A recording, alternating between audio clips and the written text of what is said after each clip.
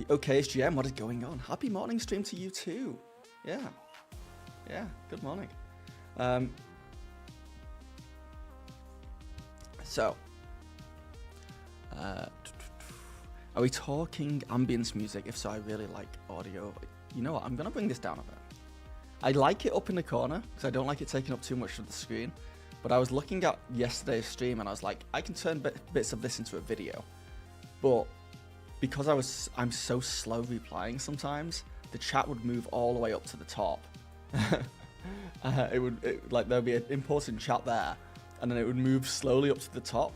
Then I'd respond to it. I'd be like, "Wow, you said this," and it would be completely different stuff on here, and it just looked like I was making chats up. Is what it looked like. It looked like I was making chatters up. So let's just do this for now. I just don't like how freaking imposing it is. I need to come up with a good overlay, I guess. But what can you do?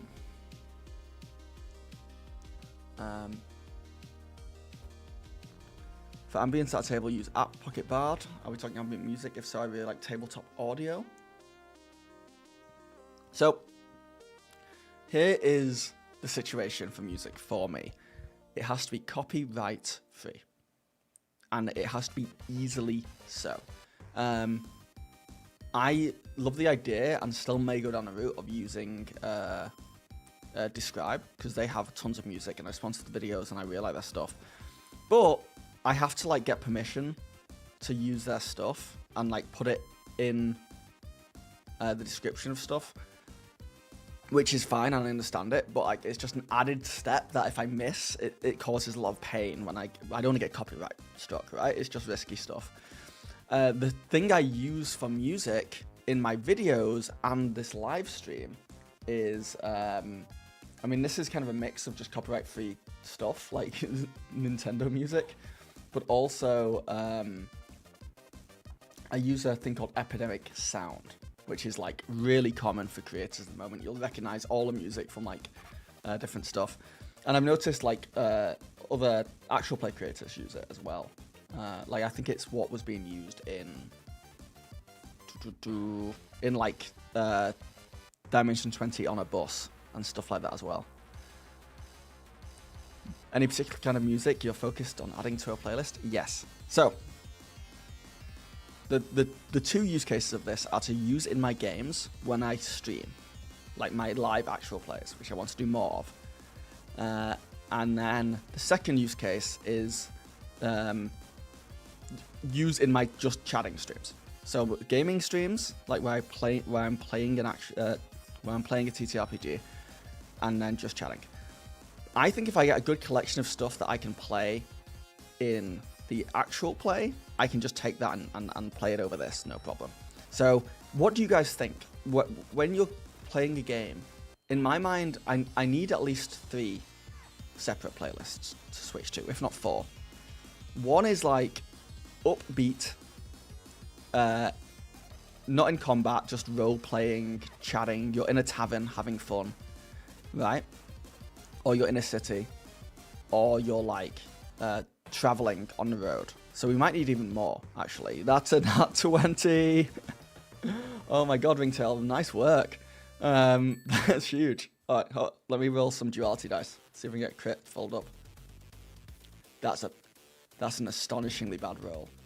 That is a 3 with hope.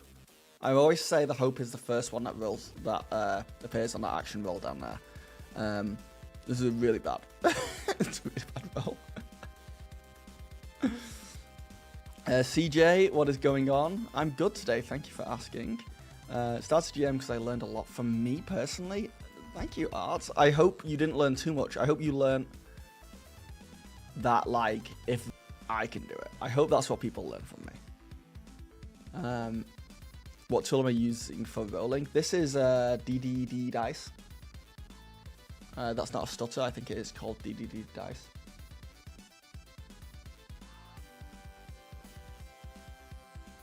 Something akin to that. It's pretty cool. It's pretty cool. It's just like an overlay I can put on top of here, and then obviously I connect it to Twitch so you guys can roll as well. Thank you for the follow, CJ. What is going on? 3 pillars playlist: exploration, social, combat. That's really smart, Silence. That's really smart. I sound like freaking Sam from Game Changer. I really like that. It's really good. Yeah, exploration, social, combat. We definitely did combat one, but yes. But then there's playlists within those playlists, right? I'm gonna note that down on a little post-it note. Exploration, combat, social. It's a really good place to start. Now, the reason why I say I want like playlists within playlists is because I really want like a suspense one. I was thinking like conflict, suspense, neutral, and the neutral one is like the hard one, but it's like music, like fantasy music that you don't really know is playing, right? It's just very background noise. And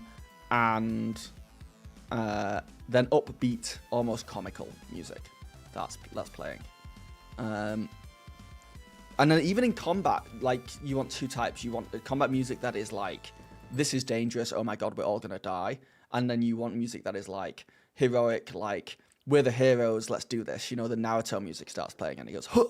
And then they start winning. Like that's kind of the vibe. So maybe it's about two playlists within each pillar. But the pillars are great. Great stuff. Upbeat for social and self-exploration. Mystery for tense but not hostile situations and combat. But there's some exploration that is like... Here's what I'm thinking. I'm thinking... oh my god, there's too many. There's too... Yeah, maybe I should keep it simple. Because now I'm like 3? For example, in exploration... I would like 3 different pillars, right?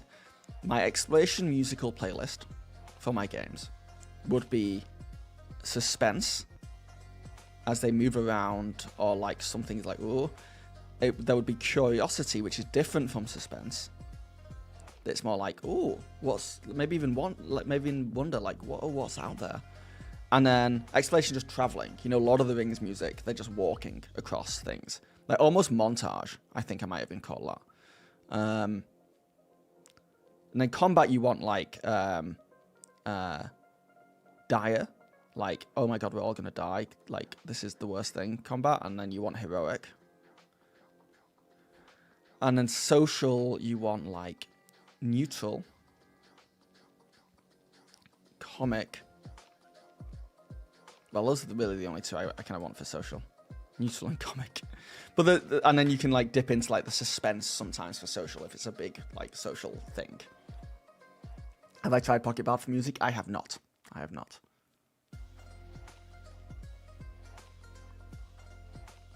I find music should sometimes be dependent on your theme for the adventure too. 100% Ringtail. Like you're doing a pirate campaign. Pirate music is a very specific thing, and it will add so much to your game to have pirate music in a pirate campaign. But you put pirate music in a non-pirate campaign, it's really weird. The thing is, I just want a standard playlist that has stuff that can go anywhere, like a vanilla playlist, and then I can, when I'm doing particular campaigns, I can specifically add like certain songs, is what I'm going for. Man, you are just saying over and over again things that you can get from that.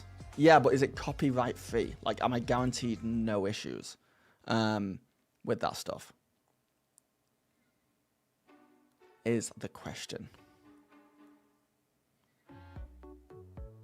One game you're running, you have a lot of cult themes, so I use a lot of drums. Yeah.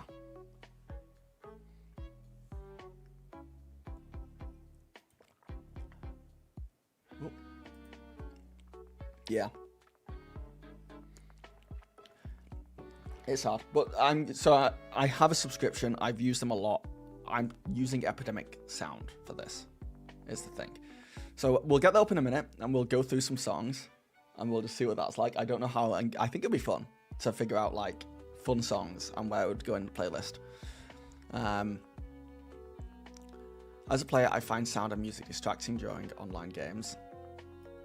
As a GM, I find it's just another thing I have to manage that provides little value. Yeah, unfortunately, when I'm watching actual plays, I really like music. That's what it comes down to it. This is not specifically Nintendo music. This is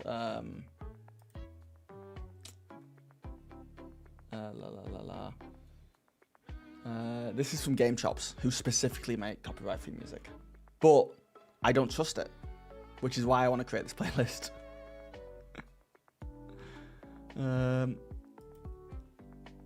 But that's interesting that you find music distracting during online games. I really like it, and I don't know if you guys can relate to this, but when I've played in person, maybe not online, so maybe it's different online, but when I've played in person, some of my favorite moments are when I'll switch to like a monologue. Also, I don't know if this will happen. It probably won't, because I'll be in charge of the broadcast. When I play at home, one of my players handles the music, which I think is such a great freaking hack for GMs, because it's my wife. She plays in every game. She has her Spotify open, and she just like, when I change the scene, she really actually enjoys just being like, oh, okay, it's this kind of scene. Oh, it's this kind of scene. And it's so fun for me because I will turn into like a villain monologue and suddenly the music will change. And here's the thing that I've found I do either subconsciously or it's just pure luck, but it's happened a few times now.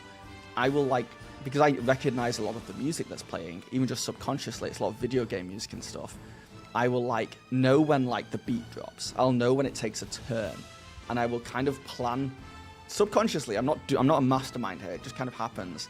But my monologue will like wait until like there's a moment of silence and it picks up, and then I'll be like, that's when I'll change the monologue, and it suits it so well. I think it's really cool. Vex, what is going on? Do I think Daggerheart is capable of running through like typical D&D? Dante, I have honestly found that if I wanted to, and probably do at times, outside of the dice rolling mechanic and the more collaborative storytelling with the players, I have found that you can run Daggerheart very similar to D&D. Like, if you want to, it can be ran incredibly similar. Is my YouTube bad, guys? If you're on YouTube, is it lagging and stuff?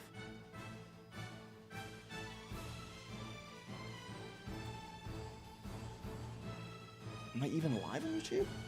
Hold on. It's telling me I'm not connected. Oh, there we go. Yeah, let me know if my YouTube is a really dodgy connection. Might just be me. This is my biggest fear about doing an actual play, is like my internet. Looks fine to me, but I'm half watching. That's fine, as long as I sound okay.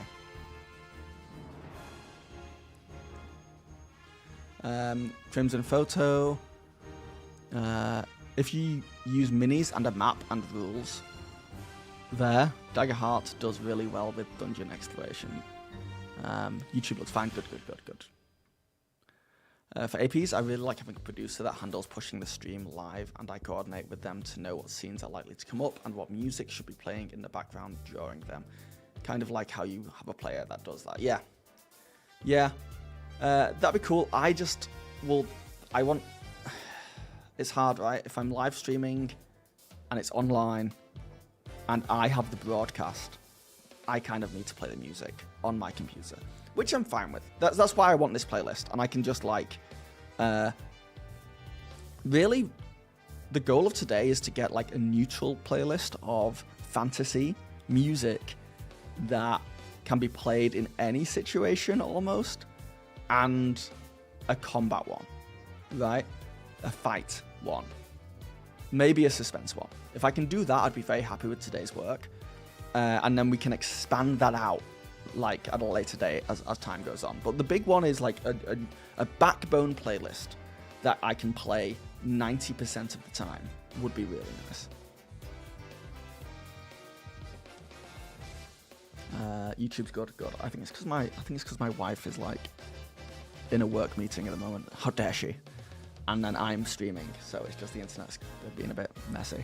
This is my biggest fear about a live actual play, because my wife is on the same internet and she will be a player, so we'll both be online. She might even stream. She's thinking about streaming herself, which would be awesome. But then it's like, my internet is handling so much upload, so much outgoing information, that it might be that it's just not possible to stream like that. So we'll see. Frank, you're looking to release some custom Daggerheart classes soon. As someone who has released Daggerheart content, do you think there is a good demand for third-party stuff? And where should it go? Rolling A4, Silence. We've had a spectrum of rolls today. Mostly very high or very, very low. Mostly very low.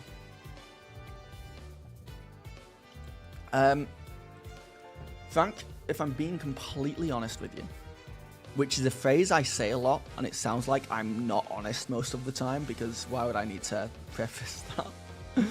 But if I'm being completely honest with you, like by that I mean if I'm not gonna hold any punches, I would say the best thing you can do for Daggerheart classes is to the thing I'm facing right now is art. That's an issue for me. I don't have any art in my stuff, and I think it is really negatively affecting like how it comes across. I would love to get an artist to make some stuff for me. But I think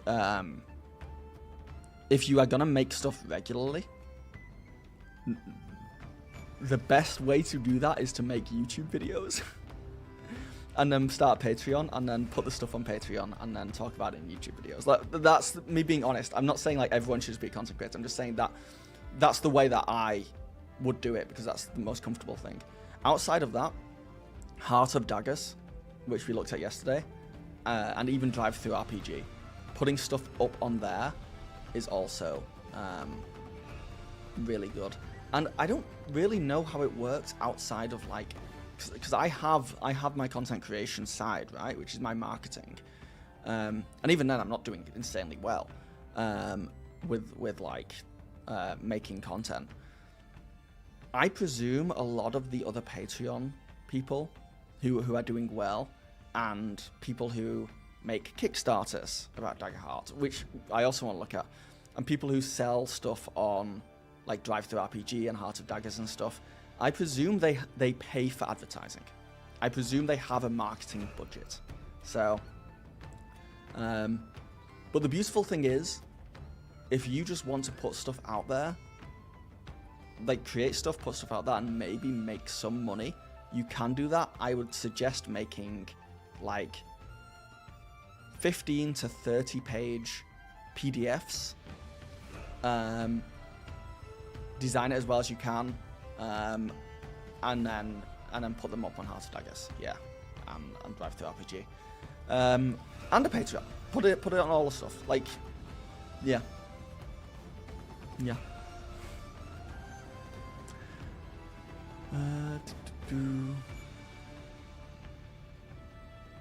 Oh my god, if I did a live stream, you could roll for me? Yes.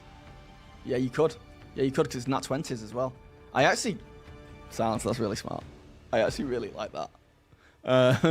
The problem is, only one person could do the rolling, right? So it's like, how would we decide? 20 people in YouTube chat right now. And 10 people in Twitch. Well, it would have to be Twitch, I guess. So yeah, it would be like 1 in 10 chance that it's you. Oh, that saxophone in the background. My god, oh god, what music was playing? Oh, High Point? Yeah.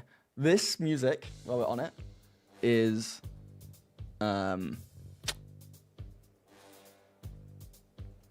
Wait, how loud was my music?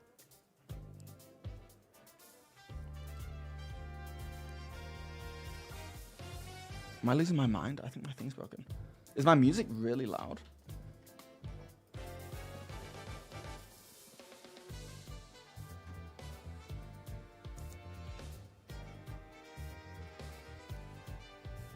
I'm so mad, this doesn't make any sense.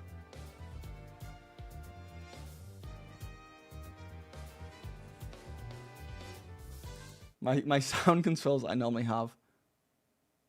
Okay, silence. Silence is what you're hearing right now, not silence in my chat. Play. I've muted you. Oh, hold on. Oh. Okay, let me turn this off. I had a realization. I know the music's louder now. So this music is the very important people music from Dropout. And they use the same epidemic sound as me. So I can play this music, no problem. And I can pretend I played it first at some point in the past couple of years.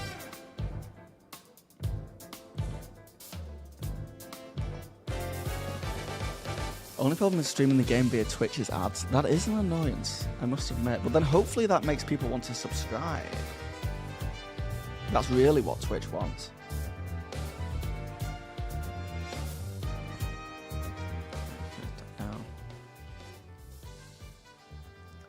Do I plan to write and publish more Daggerheart content? I bought and ran your last Cartographer's one-shot. It was best written and put together one-shot of experience, better than Tabled. Thank you, Dante. I would love to. And I honestly look at, and I'm sure you guys do, I look at Last Cartographers and I see so much stuff in there that I'm like, I wish I changed it. I wish I did something. The reality about Lost Cartographers was that I was also trying to make a YouTube video. That didn't do very well, surprisingly. But I'm so happy I did it because I'm so glad I made that PDF. And the YouTube video was like, you know, can I become a #1 best-selling author? And I did. On Drive-Thru RPG, under $5. But yeah, it was a great experience. But I had to do it in 2 weeks for the video. So like that, Lost Cartographers is rushed. You know, there's no other way around it. It was a rushed thing that I love doing. I am currently on my Patreon. I'm writing a full adversaries and environments and locations book. It's going to be a chunky boy. I think after my next update is we're looking at like 40 or 50 pages, and I'm maybe a fifth of the way through writing it. So by the end of it, like if I keep bloating it the way I'm bloating it, I'm gonna have to cut some stuff out. It's fine. So I'm writing that at the moment, and I'm loving that. And it's fundamentally what Last Cartographers was. Last Cartographers had a backbone of a story. But really, I think what I enjoyed about Last Cartographers was it was more, you could take that story and you could put any story there, but it was hitting the beats of like a beginning, middle, and end. It had like combats throughout, and it had like a rise up, lead up, kind of like chill plateau, and then a climax. That you can follow, but you can replace the actual story and even the places with anything. And then you had the adversaries and environments that were optional that you could like slot in modularly. So really, when I look at Last Cartographers, I think of it more like an adversaries and environments book with an optional story. And I think that's kind of what adventures should be in Daggerheart. And you can take the optional story and you can run it as is, but it's kind of a basic story. So that you can change it and add to it and let your players take it in different directions, and it's not that big a deal. Like one of my biggest issues with D&D official campaigns and even one-shots is that they try to tell a story. Right? They try and tell I'm so proud of myself because you know when that's pretty good. Yeah, like D&D campaigns, they try and tell a story, and I think what Daggerheart campaigns need to do is they need to enable the players to tell a story for you. So you need to strip it back and not be like, you can have a twist in there, you can have stuff like that, but it should be like almost so basic.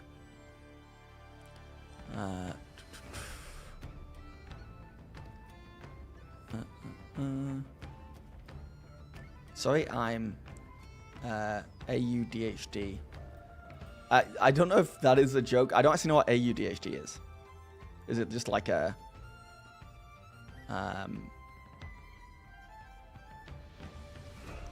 attention deficit? Yeah. What's the AU part of ADHD? That sounds naive. I am. I apologize. But I'm looking to be educated.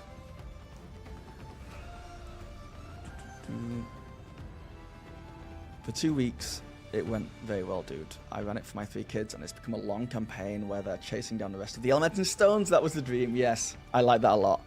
So the elemental stones as well is, once again, it's a very basic thing. It's just like typical Zelda, video game. Go find these MacGuffins. With like some history there about what they could be. And I hope the language came across in the book well, because I was struggling to be like that, because I didn't want to sound like I was just like, yay, here's a good idea, you can do this, or whatever, if you want, you can change, like, blah, blah, blah. I wanted it to come more across like, hey, this is what you're going to do. You're going to look at this, and you're going to take it, and you're going to run with it, and you're going to change it. But yeah, the elemental stones it's just a fun jumping off point, I think. I want to write and sell something on drive-thru with my gypsy camp, but I'm not 100% sure what the story is. I want to tell you. Nice. Yeah, you'll figure it out. Michi, morning. Autism. I thought it was autism. I didn't want to presume. Autism and ADHD. Right. It's just that I play saxophone too, and what the saxophonist played was way too crazy. Oh, did I? Oh. Fair. Right. Have you seen Mike Underwood's classes for GMs? It's like PC classes, but for GMs. I want to see that in more TTRPGs. I think I know of it. I think I've not looked fully into it. But yeah.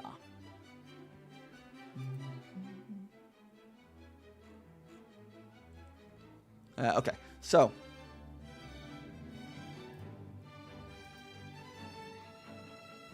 Here's what I wanted to look at first today. And throw any questions you have at me as well for Ask Me Anything. But this was just something I was curious about. I came across like a Daggerheart news article that was pushing this Kickstarter, which is a Daggerheart Compatible Kickstarter where it's sci-fi Daggerheart, right? And I thought it was pretty cool, and I was looking at it, and I was like, $18,000 with 20 days to go is like solid. I mean, it's not D&D, Kickstarters, obviously. It's not $6 million. But I was more just curious about this thing. These guys have asked for $2,000 to do this, but then the actual thing they want to do is like wild. 9 new classes, 9 new domains, completely new rule set for spaceship building, 18 new ancestries, 9 new communities, 400 new items, 80 adversaries, 20 environments, and 4 campaign frames. And I look at that and I'm like, you guys want 2K? What are we... Kickstarter makes no sense to me. Now, I know they lower their number because they're more likely to get backed, and really, like, this kind of doesn't matter. Because they're at 18k, they're gonna do much better. But I'm presuming, like, to pull this off, they'd need like 60k. Like, art alone for something like this, I presume is like $30,000 to $50,000 to get good art throughout the book. So it's wild to me. But then, so I was looking at this, I was like, actually, it looks pretty cool if they can pull it off. But they're getting art for like every single card, and they're creating cards as well. What really interested me here was that they're using just Drive-Thru RPG to print the cards, I guess, and the books. So that means that people pay. Using Drive-Thru RPG and Drive-Thru cards will offer an easy way for backers to receive their rewards digitally and print on demand. This means you pay separately for printing and shipping when placing your print-on-demand order. So really, they're not even dealing with printing and shipping. It's kind of genius. I don't know if it's great for the customer, because then they have to pay more money if they want it. But really, despite them advertising it as like a book, and despite them advertising these physical cards, they're not doing that. They're like, we're going to give you PDFs of all this, and you can print it yourself. Which Not great for the consumer, I don't think, but I think as a developer, way easier. So I'm surprised at that. Because I've not seen that before. But I was thinking myself, I was like, if I wanted to make my own, like, if I wanted to take, for example, I would love to take Lost Cartographer's repository, my Daggerheart adventure, #1 bestseller on DriveThruRPG, under $5. I would love to take that, and I would love to get an artist to go over it and draw some really cool images, and even add some extra stuff to it. Build out, like, make it more of a campaign frame as well. Like, add, like, new mechanics and add, like, more, like, almost a world to it. And I'm like, how would I do that? Because, to be candid with you guys, I think that book, because it was cheap, right? When I first put it out, it was like $2, and now it's at $4. I think I put it up. I think it's probably made me, after DriveThruRPG has taken their cut, I've made maybe $800, $900. I think it's going to hit $1,000 in the next few months, which is fantastic to sell a product like that. And obviously I went cheap to try and, like, game the system and make a good YouTube video. But there's no way I could get, like, an artist to make, let's say, I think the adventure's like 15, 16 pages long. So let's say I wanted art on, like, every other page, and I want 8 pieces of good art. You're still looking at, like, what, over $1,000 for that? So I don't know. But then I'm like, that's such a small amount to do something like a Kickstarter for, right? Like, you wouldn't do a Kickstarter just to put art on a book that already exists. So this is the stuff that's going through my head. Or do a Kickstarter where it's like, I'm going to get an artist to come through this. I'm going to write some additional sections, turn it into like a 30-page book, if not more, 40 or 50, and then we can, like, get it printed and shipped, you know? Maybe that would be a better use of the Kickstarter, but I don't know. Maybe I'm better off just making a whole new, completely new thing.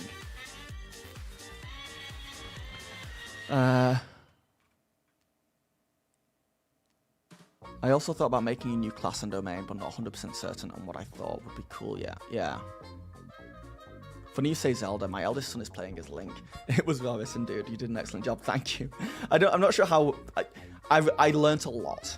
I've learnt a lot. It was my first ever book, and I also, like, I really liked working on it, but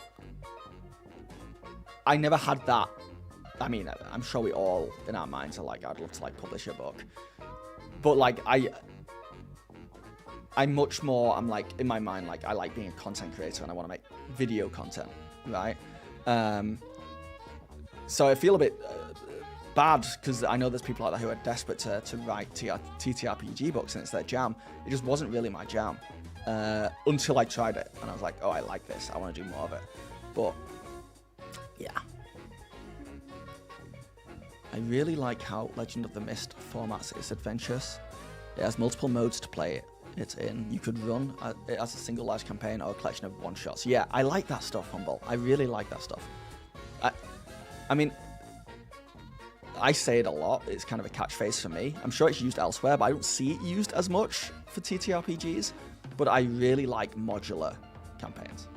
Yeah, it is like a catchphrase. Not a catchphrase. What's the word I'm looking for? Like a word that's just kind of thrown around for marketing. But yeah, I like trying to get something as modular as possible, which is like, I can easily just take this out and put something else there. So easily. I can run it this way, this way, this way, or this way. I just shift some things around. I think it suits the improvisation of all TTRPGs way more than having just like a railroad like adventure.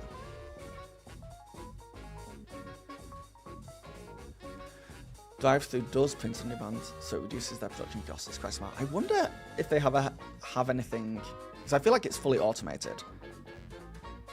I wonder if they have like printing issues a lot, where people will get it and it's like, this is not what I thought it would be like, you know? But I guess not, because it's just taking a PDF where everything, it just needs to put it into a book form, so, yeah. I think Darrington censored the cards too intensely in the marketing. Daggerheart can run a sheet of... Yes. That's my hot take, Humble. That is my hot take, and it's been my hot take for a while, is that I really like the cards in Daggerheart. They are not necessary. Like, some people will really enjoy running them, but the fact that we're seeing now so many digital tools with character sheets, and the character sheet is just kind of like a page, and the cards are just written on there,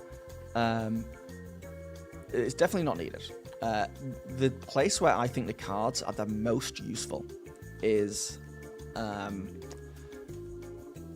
character creation. I think when you're creating a character, the ability to have a bunch of cards in front of you and slot through them and see art for each one and see information, I think the cards are really useful for that. So I'm a big fan there.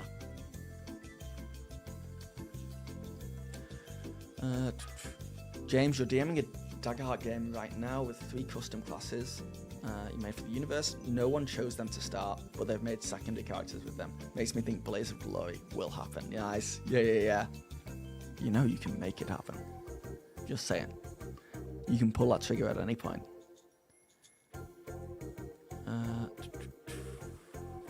Make it a side story in a great big campaign. If you talk to the right artist, you can work something out. I worked on multiple projects for a percentage cut, so I made money on however well the product did on drive-thru. What I would like to find out, I've not looked into this at all, but I think Bastion of Hope, the Mike Underwood's new campaign frame that he made that seems to be doing quite well, he used the artist, is it Sean Ellis? I might be messing up names here. He used the artist from who works on like the Daggerheart core rule books, and I think it's like a really good marketing ploy because people know the art's going to be good, and they know it's got an official quality to it, and then you probably end up paying more for the art, but you know you're getting good art, and it can even help sell more. So I wonder how much that guy costs, even if it's just for a cover.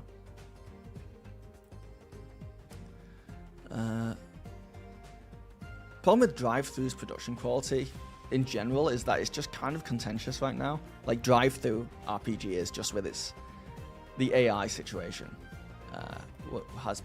It's not got a great like rep right now.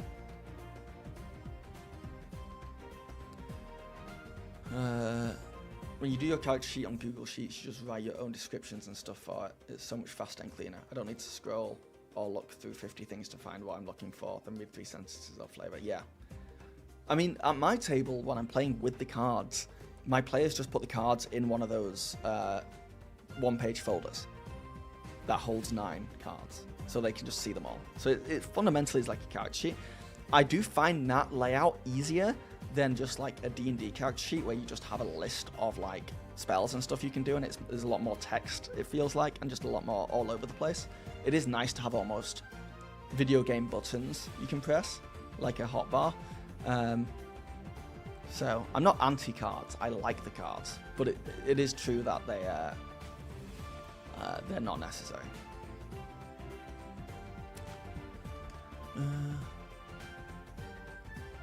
For me, you enjoy the process of being involved in these projects more than the money, so I was happy to work for percentage cuts rather than being commissioned. Yeah, I'm not against percentage cuts, but is that like you get a percentage cut for the next 10 years of sales, or is it there's a weird contract thing there that I don't like getting into. There's something very nice and smooth about just like, hey, you're gonna do, this many hours of work, and you've got this amount of talent and experience, so this is how much, you cost, and I'm just gonna pay you. It's just gonna be a straight transaction. It's kind of smoother.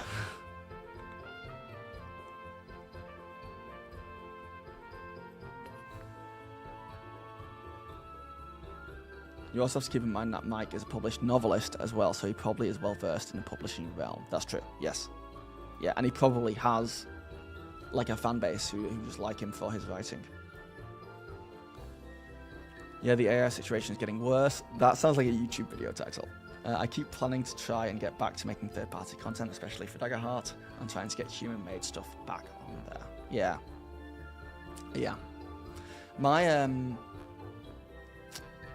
My adventure on Drive-Thru RPG is technically a Drive-Thru RPG exclusive, so I ticked a box when I put it up there. I can only have it on Drive-Thru RPG right now, and I get like a better cut of money. But the real reason I did that was because the point of that, of putting it on Drive-Thru RPG, was to see if I could, become a #1 best-selling author. And I thought that would help me if it was a Drive-Thru exclusive. I just wanted to get on the homepage. But now I want to go back and revisit that to see if I can undo that. I presume I can. And put it in other places, because I would love to sell it on my Patreon, and I would love to sell it on Heart of Daggers as well. So I do need to look into the logistics. Oh, Daggerbrain, you've changed your name to be the official. I've been working on finding artists for Daggerbrain, and I'm struggling with similar issues. Also, so hard to tell if someone is actually making the art and not using an AI to generate it. I'm genuinely curious, because we looked at Daggerbrain yesterday. You don't have to answer this on here, by all means. This is not... I'm just going to throw a question out there. Do you know how many users you have regularly of Daggerbrain? And would you be willing to share that? I'm curious. If not, you can I can ask on Discord or something, or reach out somewhere else for that information. Or you just don't have to tell me because it's private.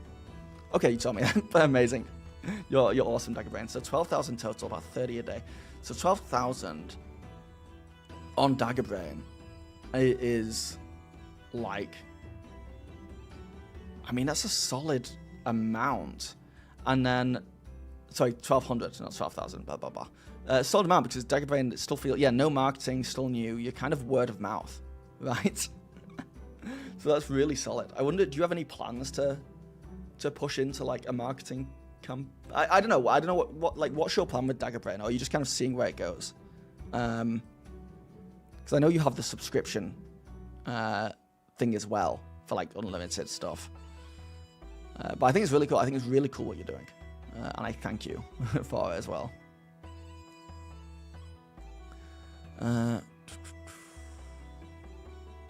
But yeah, getting an artist, it feels overwhelming. It's almost like you either want people who have worked on TTRPG stuff before, certainly, if not Daggerheart stuff before, and you want people who you kind of know a little bit or have a reputation, because it does, especially with AI art now, it feels like a lot of the people I can just contact on Fiverr or whatever to make art for me, there's a good chance that they could just use AI at any stage of their production, and I'd never know, or I might miss it, and then it might get caught by someone else later down the line, and then I've used AI in my book.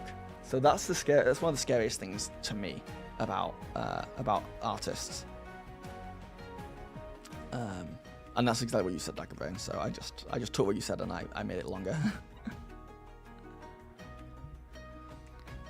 In player versus player situations on Daggerheart, would you take that generated fear during their rolls with fear? Hilb, I believe rules as written, and the rules lawyers in chat can correct me if I'm wrong. Rules as written is that if a player is attacking another player, then that's just like attacking an adversary. They would roll against the evasion of the person they're attacking, and you would take hope and fear for sure, because it's just an action roll, right? If they are competing against another player, not as an attack, if they're trying to win an arm wrestle and it's a strength check, for example, or if they're trying to have a rap battle, and it is, you know, a presence check, then you would need an initiator. And I don't love this. I think I said in my video that I think sometimes there will be no initiator and two people will just fight it out. But the standard rules is written, there will be an initiator, a person like issuing the challenge or starting it. They would roll, and they would roll with hope and fear. And then the other person would roll against their roll, and that would be just a straight reaction roll, no hope and fear. That's how it's written, and that's probably what I'd fall back to in general if I was ever unsure. But and I've said this in a video, I can see a scenario where two players could be trying to do something at the exact same time, and it's who does it first. And then it's like, who is the initiator there? Who's rolling for the hope and fear? I think the example I used was like a potion bottle gets thrown in the air and two players try and catch it. Who catches it, you know? And no one's initiating that, they're doing it at the same time. And in that scenario, I would probably, it's a hard one. Honestly, rules written work still, you would just ask one of them to be the initiator. Doesn't really matter. Or maybe I would just make it a reaction roll. Honestly. Rylock, good morning. How are we? How are you, Rylock? I'm pretty good. You helped with the Cypher System digital magazine that was published on Drive-Thru RPG. The editors and artists and writers get a percentage of the sales of the mag in perpetuity. It worked out well. Yeah, I would do that if I was bigger, I think. If it was like an ongoing thing, but as a one-off, I don't know. There's other stuff involved with like paying someone and taxes and things like that I don't want to deal with on a month-to-month basis for the rest of my life, if that makes sense. But it's cool that you were on the Cypher magazine.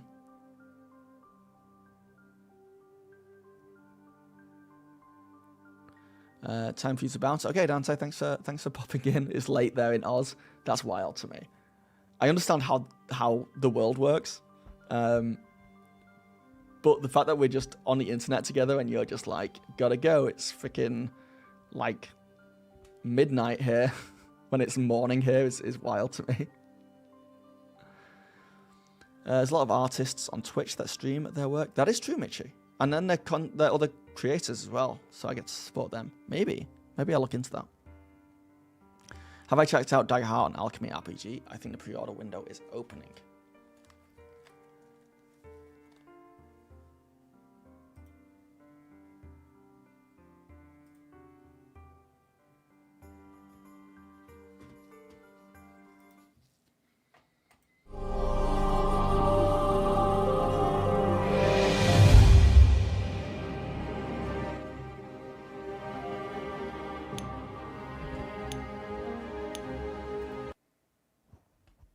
Okay. I'm not a big alchemy user. I don't have a lot of experience in it. This looks pretty. Let me get rid of my face, actually. So this is all official, right? Man, look at this art. It's so cool. So I believe this is all official on Alchemy, where you can like see your character sheets and you can roll on here and do all that good stuff. I guess you all appear in the call as well. It's like a catch-all platform for everything you need. Let me just look at this. So, I guess this is the roll they just did. So, they got a 2 and a 10, but the 10 was with hope. So there's 12 with hope, and it shows the difficulty. So, like, I guess the GM would, like, set that out beforehand, before the roll. Probably optional. This is, I guess... Yes, this is, like, the couch sheet point of view. Your Arthur Bean. Here's your stuff. You can click those. Your weapons. My biggest problem with things like this, and I'm not saying it's a problem. It might even be a problem just with all TTRPGs, because it's the same with D&D, is I don't like that you have to move through tabs to see different things.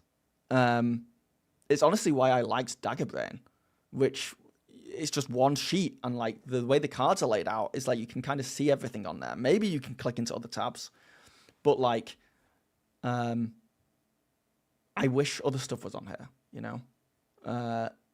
But actually, it's got most of the stuff. I guess it's just domain cards that you go into. Domain cards features actions. It's got the Fair Tracker up there. It's got all the official art, which, you know, feels like cheating. The art's so good. New adventurer. Yeah, it's pretty sweet.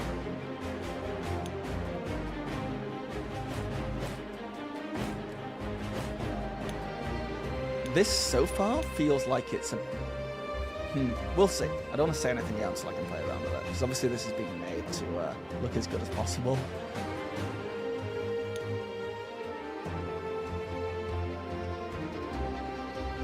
Now, I think one of the biggest issues with this is going to be the same issue with Demiplane, which is that they need to, like, it's official, so, hold on, where have I gone?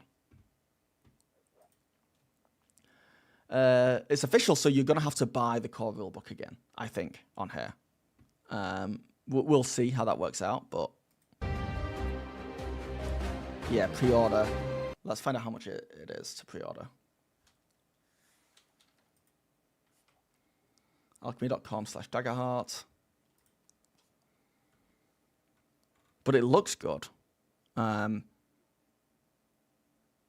just not sure how willing I am to buy the book again. Since I technically have it 3 times. I've got it on Demiplane. They gave me that for free. Fantastic stuff. But I've got it on Demiplane, which I would have had to buy. And then I've got 2 core rulebooks as is. So, and it's another $35. And it's probably US, so it'll be more in Canada for me. Yeah, it's just something. But it looks really good. Like they've obviously put a lot of work into it.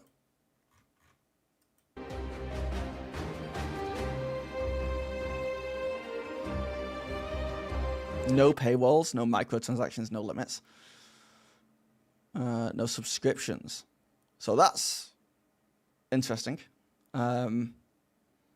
It's funny, like, what microtransactions are considered nowadays, though, because, like, there's some microtransactions out there where you'd be like, I have to buy this thing for $35. It is a microtransaction.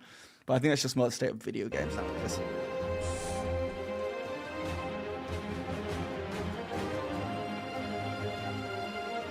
Okay.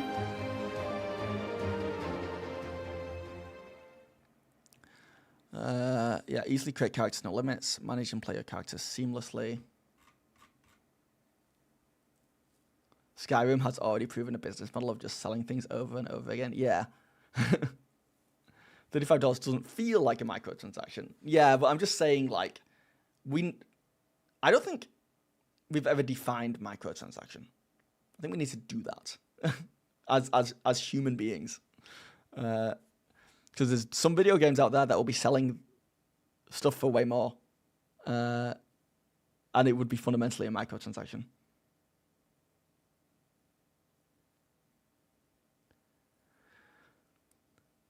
I just like that Demiplane put a paywall on content that is free in the SID, like classes and subclasses. Yeah, I think they've removed that now, though.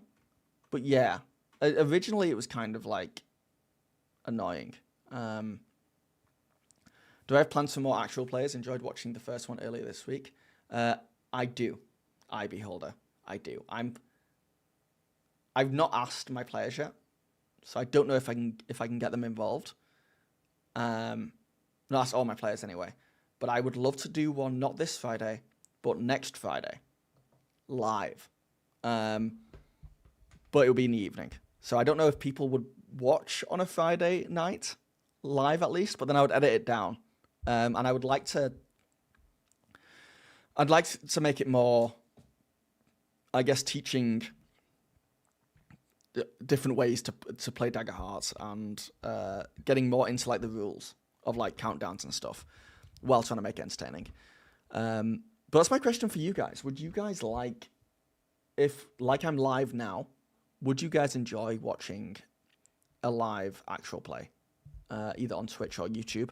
And I have a plan on making it more interactive with chat.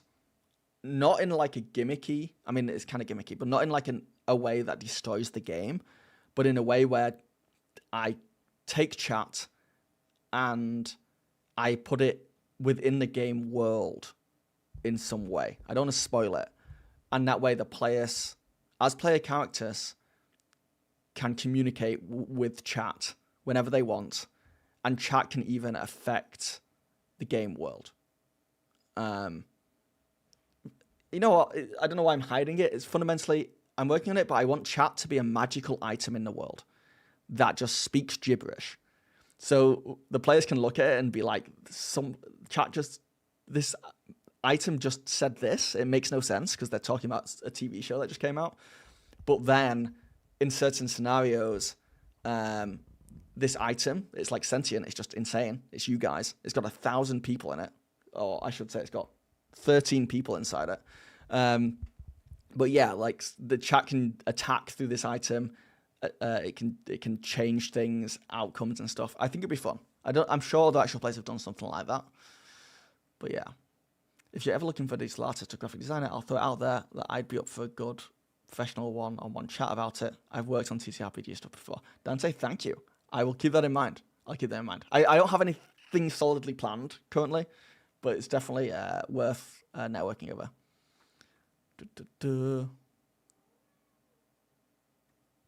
So yes, I have plans for more actual players, hopefully next Friday.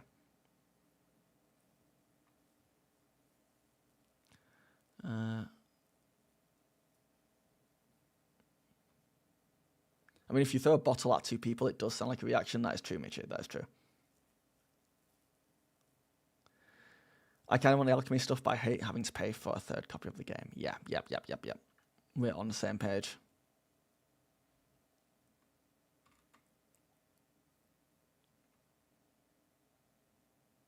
Live actual plays are prime content to not really pay much attention to, at least for me. I'm not sure how engaged chat will be. Maybe wrong, though. Yeah, it won't be that... I wouldn't expect chat to be, like, going crazy.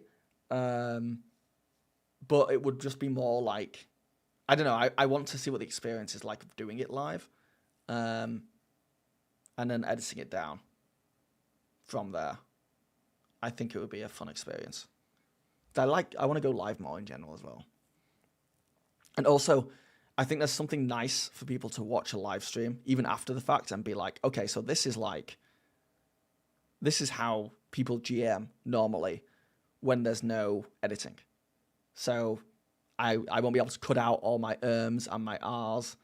I won't be able to cut out the times when I forgot rules. I won't be able to cut out the arguments I get in with my players that last 25 minutes. I'll be trying to not have them happen as much, but I can't hide the rough edges, and I think that's important. Chat could be another realm which has tiers in the world where things are leaking through material plane. Yeah, there's a lot of fun stuff. I was even thinking of doing like a dungeon crawler Carl type thing, or like a war world type thing where like the players get teleported to, or the player characters get teleported to some kind of tournament, and chat is the audience at this tournament who are watching it. It's like more of like a surreal thing, and that way like, chat can actually be people shouting things out at them. Yeah.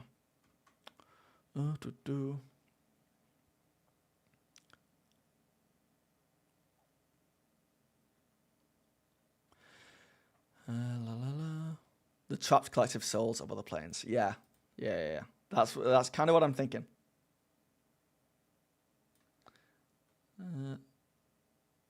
I was thinking chat would be all the wall art wanted posters. Yeah. Yeah, and I think it suits Daggerheart especially to have chat there because they can collaborate with me and the players.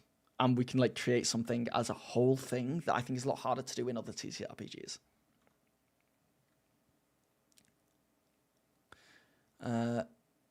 Maybe, yeah, channel points thing. Yeah, for sure. For sure.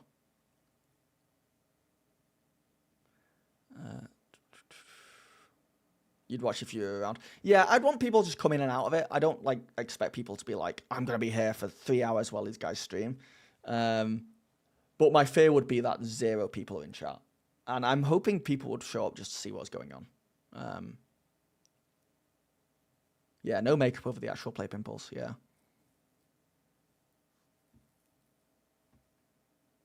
Indeed. Anyway, alchemy looks good. Alchemy looks good. I don't know if I'll use it. is kind of the... We'll have to play around with it when it comes out, I guess, fully. Which is... When? May 21st.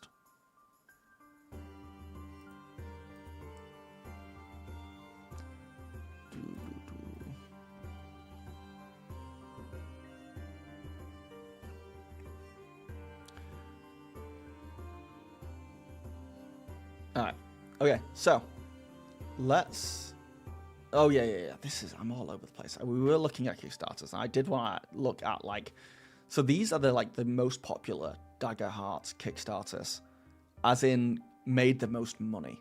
I don't know how Kickstarter figures just normal popularity. I guess it's, like, clicks in the past, like, day or week or something. Because it's not the order I thought it would be. But if I do just most funded, it's really interesting because you have Dungeons & Drakkenheim is the most funded TTRPG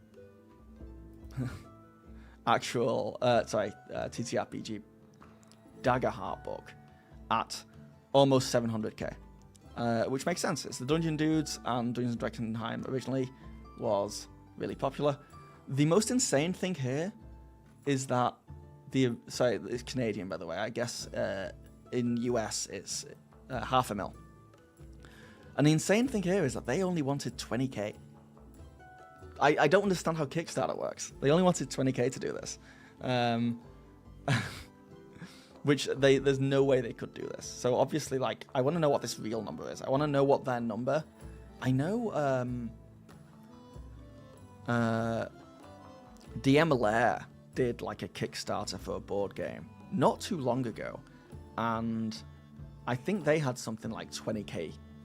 They needed 20k to make it, and they made like 50k, and then they were like, we have to cancel it. And people were like, why are you canceling it? You made the 20k, you have to make it now. And he did like a live stream and stuff where he talks about like the weird business practices of Kickstarter, which is like, you have to lie. You have to say this is lower. Everyone does. Because then if it's lower, people are more likely to back it, to meet it, because it's an easier goal for them to hit. And if you hit it early and surpass it, so that you get that number that was on here, which was like 2,545% funded, because you surpassed what you needed, then Kickstarter promotes you way more. It's really shady, honestly. And I want to do a Kickstarter, but I want to be honest. But I'm like, will it be successful if I'm completely honest about it? But I just want to be like, hey guys, I need 10k for an artist. That's what I need. And I'm going to pay them 10k.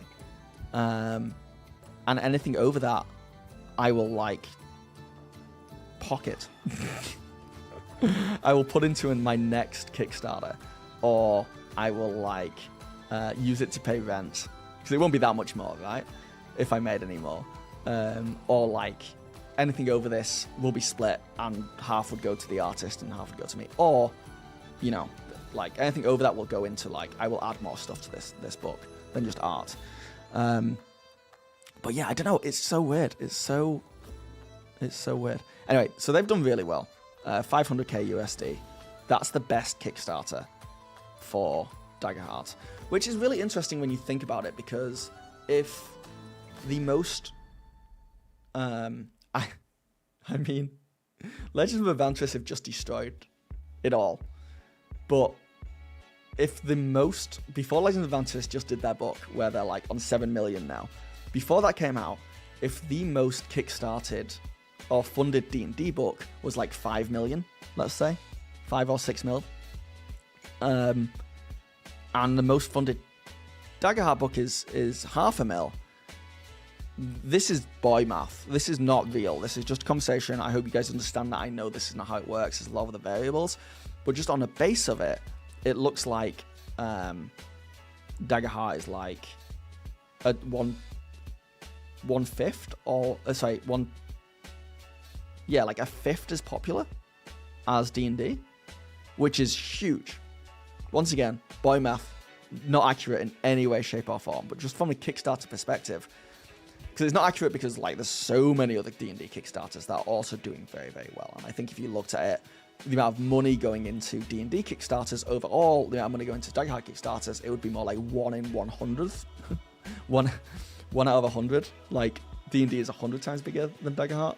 But the reality is, we know D&D is humongous in this space, like gigantic, and it's likely to be like 100 times bigger than Daggerheart.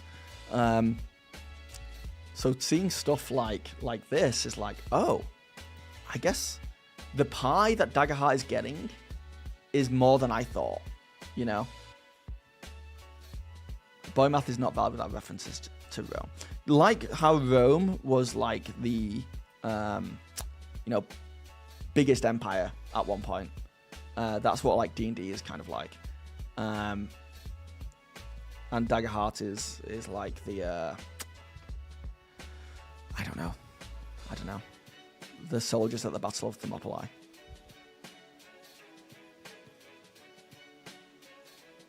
You're so curious to see the final version of Brackenheim.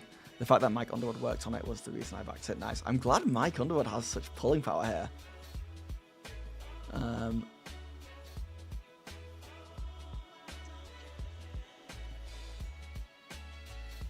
It's like Bastion's great idea, no one uses. Yeah. And the thing is, some people who want to listen can treat the stream as like a podcast they can just listen to as well. Yeah. And also, once again, I'm going to say the words being completely honest, which makes me sound like I'm lying a lot of the time. But I just feel like saying this when I talk about stuff that other people don't really talk about. It also means that I get to monetize it twice, you know? I get to put it up on Twitch, maybe get some subscribers. I get to put it up on YouTube, like live, maybe get some ad revenue, and then I get to edit it down and put it on YouTube again a second time, make more money. And it means that I can kind of like, because let's face it, it's like to do an actual play, it's 4 people involved. And it's way smarter for me to just make a video on my own and make more money doing that. So like any way we can kind of finagle it to get a little bit more from like ad revenue and stuff, I think is a smart idea. So there's that aspect as well, you know. It's simply a good use of our time because we're filming it anyway. I'm gonna be at my computer. I'm gonna have my camera set up. I'm gonna hit record to record this 3-hour game. Why not also hit go live at the same time? Neon Odyssey is almost at 9 million.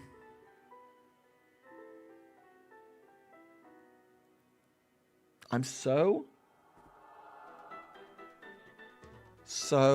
happy for them. Says the most jealous man in the world. I'm so happy for those guys. $9 million. They truly deserve it. No, I am. I actually am happy for them because it paves the way for like more people, more content creators to make money. And they've done it by doing live actual plays. So that's the other reason why I'd want to do it live. Because in 5 years' time, I might do a Kickstarter that makes me $9 million. It's insane. It's actually insane. Kickstarter goals are fake numbers, yes. I wish they weren't. Because as a site, it's kind of built on transparency as well, which it just kind of sucks. Then you've got the Daggerheart class packs, which honestly didn't do as well as I thought it would. From purely like I think this was a test, not just like a test as far as like will people be interested in it, but for me this shows that like because the accusation thrown towards Daggerheart is that the Critical Role fan base will just give them $1 million for anything.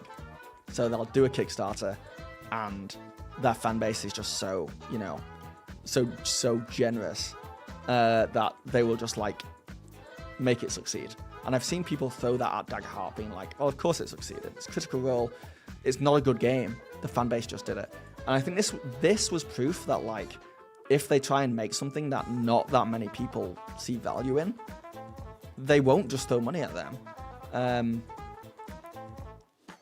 Now, don't get me wrong, $300,000 is really, really good still. But if you had asked me where this would meet when they announced it, I would have said 600,000 personally. Maybe I'm way off. But it kind of shows that like Daggerheart is like succeeding on its own success and it's people actually want it. And for this in particular, only 2,000 people wanted this. Which, the words only 2,000 is crazy to say, but like it's a lot of people still. Dungeons and Dragonheim, 4,000 people wanted this. But obviously the price was much higher, so this has leapt up.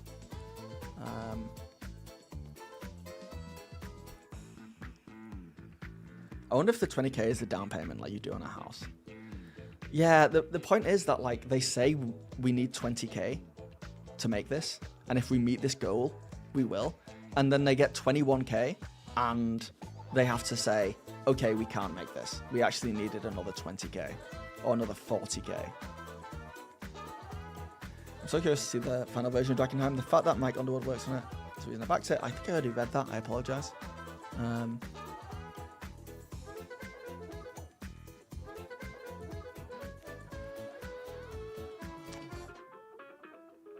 The most funded thing was 4.3 with Mythozoology. Right. Yeah, Neon Odyssey is... What's happening over there? What is happening? Do you think it was just that there was a big gap in the market for like sci-fi D&D? Or do you think Legends of Avantris have just reached that mass appeal? I've gotten so big that they can do stuff like this. Because the thing about Legends of Avantris that always throws me is that you go on their channel and they do well on their YouTube channel. They live stream to thousands of people, and then they'll put videos up to tens of thousands of people, if not 100,000 people, which is solid, which is really, really solid. But then it's like not $9 million Kickstarter solid. But then you look at like their TikTok and their shorts, and they regularly get millions of views, and they have they have shorts and stuff that will do like 11 million views. And then when you look at that and think, that's so many eyes. That is so many eyes on your stuff, and you're like in so many people's algorithms that it makes sense. Like they're so popular. They're so popular when it comes to short form content. It kind of blows my mind. Hello, Crime. What's going on?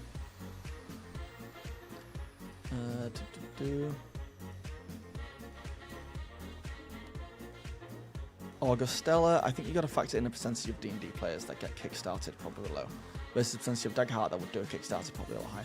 That's true. How many people fail? Fail's not a nice term. How many people don't meet their backing quota? Nadia, I recently bought the physical and digital core rulebook with the official Critical Role shop. Is Alchemy not going to allow people to redeem the code the same way to get access to the book in Alchemy, especially given that it's an official partnership with Darrington Press? I don't know. Does anyone know the answer to that? If I already have a book, will I be able to get a free alchemy code?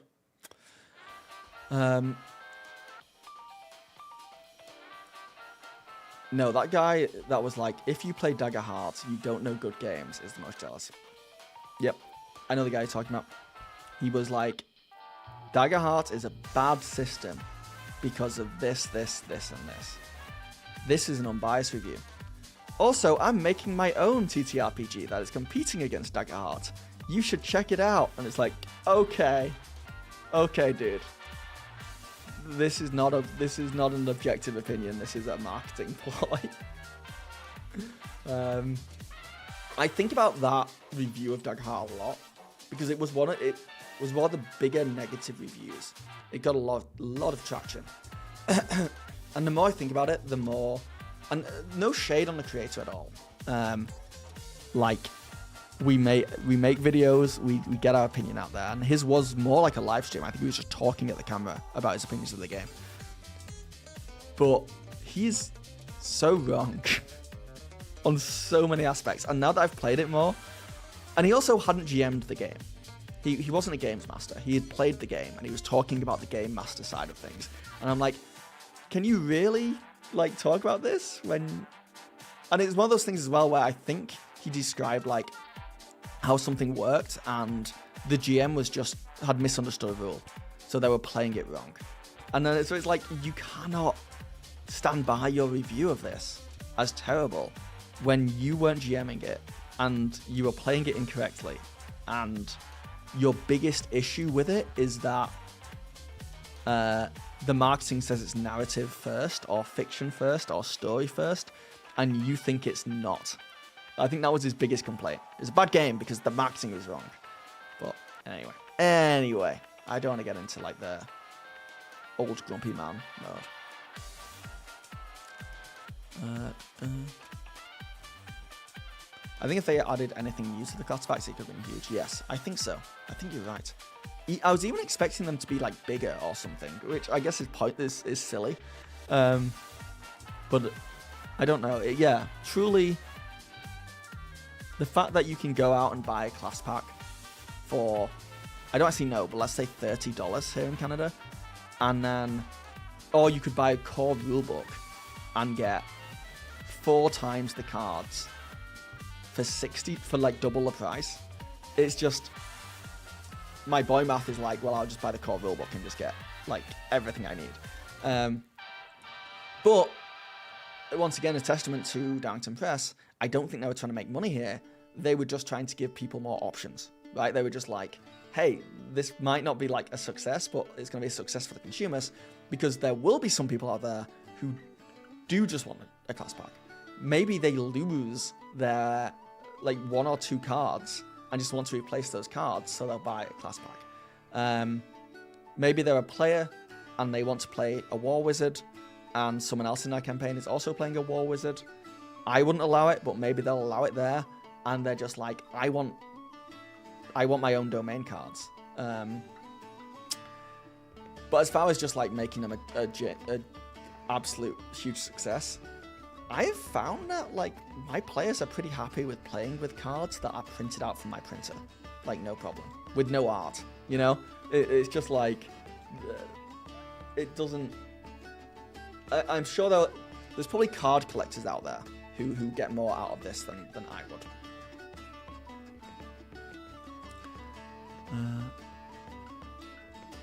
I was told to be nicer to him in his chat by another chatter, and that was before he insulted all the entire Critical Role watchers. Was that the same dude we're talking about? Remember that we both said that rule was wrong and they were playing it wrong? I looked at the rule and went, dude, that's not right. No wonder you didn't like it. You didn't read the rules. Dude, if we're talking about, I don't want to go too much into this. It's interesting to like call it, because he's a personification of so many people who just hate the system. And it's so interesting to me because like it is true, there's like a hatred for Critical Role that people have that gets put onto Daggerheart, and there's a love for like D&D, and that gets put onto Daggerheart of people disliking it. But yeah, it's just like, I get reviewing something that's genuinely bad. You know, you review something and you're like, this is bad. Oh, it's not that good. It won't be for everyone. I've reviewed stuff on my channel where I've been like, this is okay. You know, I've rarely come across a TTRPG where I've looked at it and thought, this is straight up bad, and here's why. It's just like, because there's people out there enjoying it, and you know there's people out there enjoying it, so you know there must be some good stuff to it. With that guy, my biggest issue was, because I went back and watched some more of his stuff. He was doing like an interview with someone, or it's like one of his other videos, and he was like, I'm not gonna do what all these other YouTubers do, and it was like a straight up attack on TTRPG YouTubers. I can't remember exactly what the problem was, but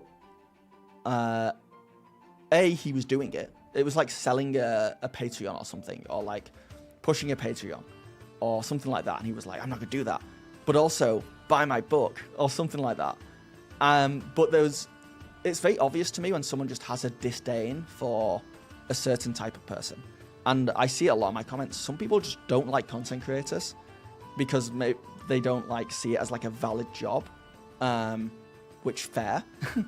You don't need to hate on it though, or they think it's easy, you know. I don't want to get into the whole debate of like what's harder, streaming or being in an office working. It's definitely being in an office working. Don't get me wrong. But some people look at content creators and think it's the easiest thing in the world, and then they don't like that. And then you have other people who have tried to be content creators who haven't succeeded yet, and then they take it out on people out of jealousy. And it was so clear with that guy that he just did not like Daggerheart, and he did not like content creators. And I remember thinking, dude, this is not the way to grow at all. Like, if you had come in and done like a legit criticism video of Daggerheart where you looked at it from both sides and you brought up your criticisms, but also seeing the good stuff because people enjoy it, and you came into it from a point of view that was like pro content creation because you're a content creator, then maybe we could be friends right now. Maybe I would have looked at that in a way that was like, yeah, he's kind of right about some of this stuff, and I disagree with some other stuff, but like, let's get him on the call, let's talk to him. But because he's got such disdain for like other YouTubers, I'm never like gonna get him into a call because it's like, sounds like you hate me, dude. Anyway.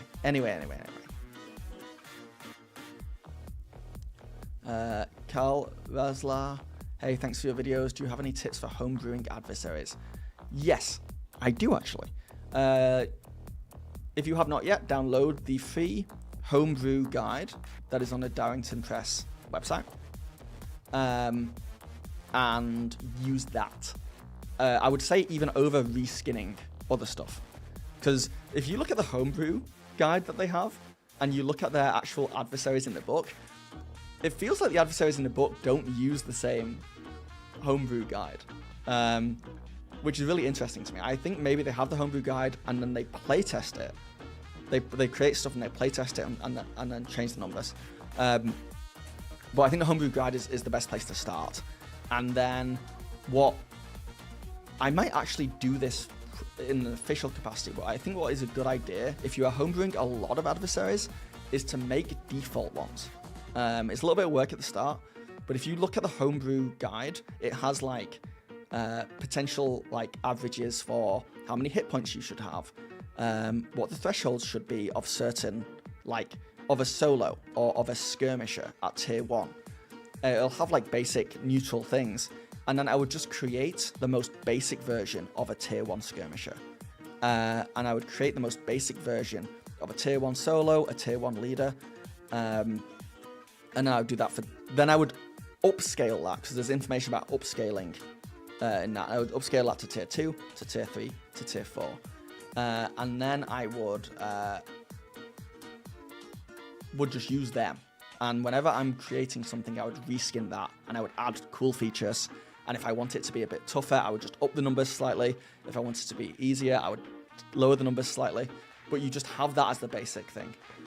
It just also occurred to me as well, I wonder if it's a good idea to make tier 4 versions of those with really cool, powerful features. And then, because in my opinion, I think it's easier to tear down, to downscale stuff.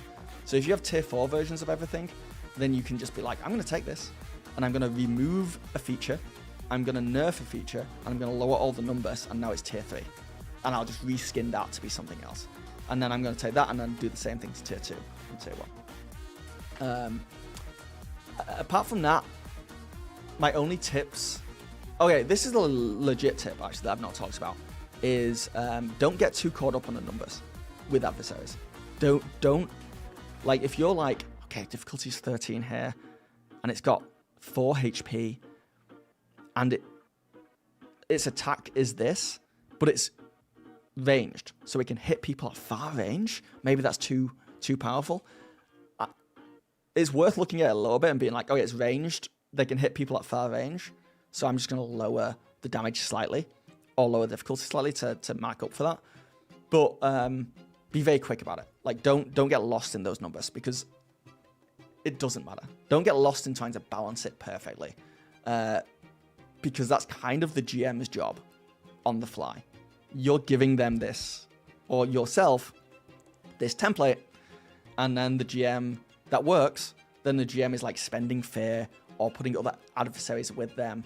Like, no matter how balanced you make a single adversary, the GM playing the game can still mess up the combat by adding too many other adversaries, or by spending fear the wrong way, or the players, if they're inexperienced, it becomes way harder and all that stuff. So just don't get lost in the balance and just make something fun.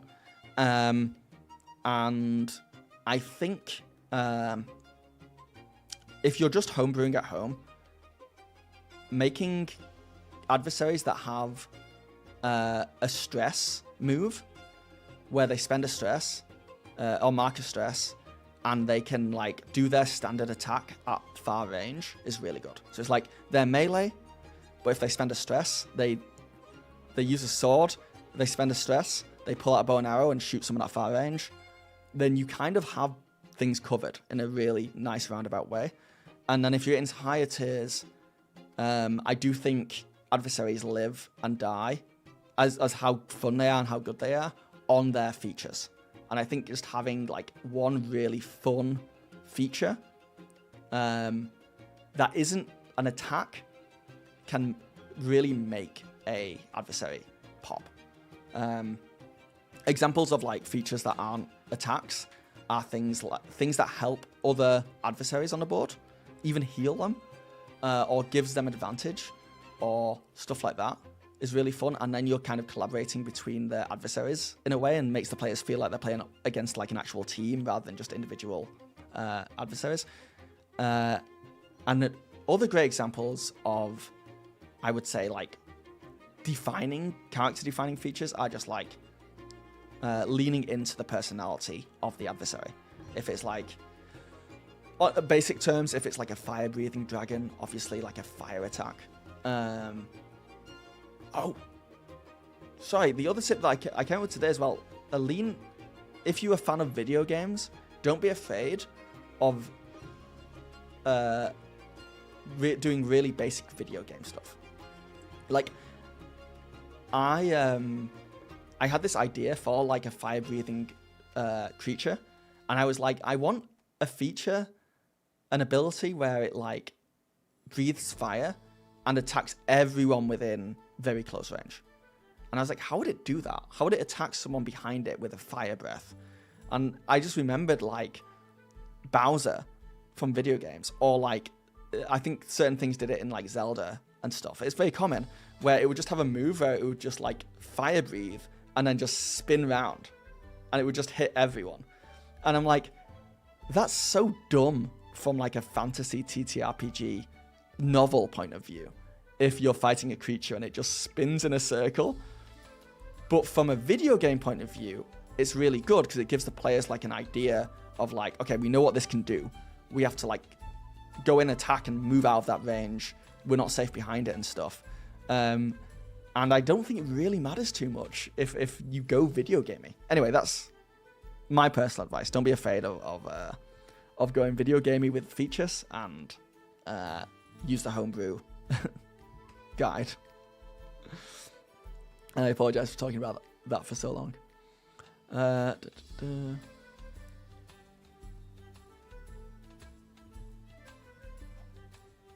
He didn't like thumbnails or titles either of like other YouTubers.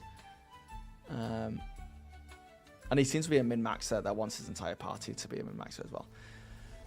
Look, that dude, I know I'm way behind in chat now, and chat's probably moved on.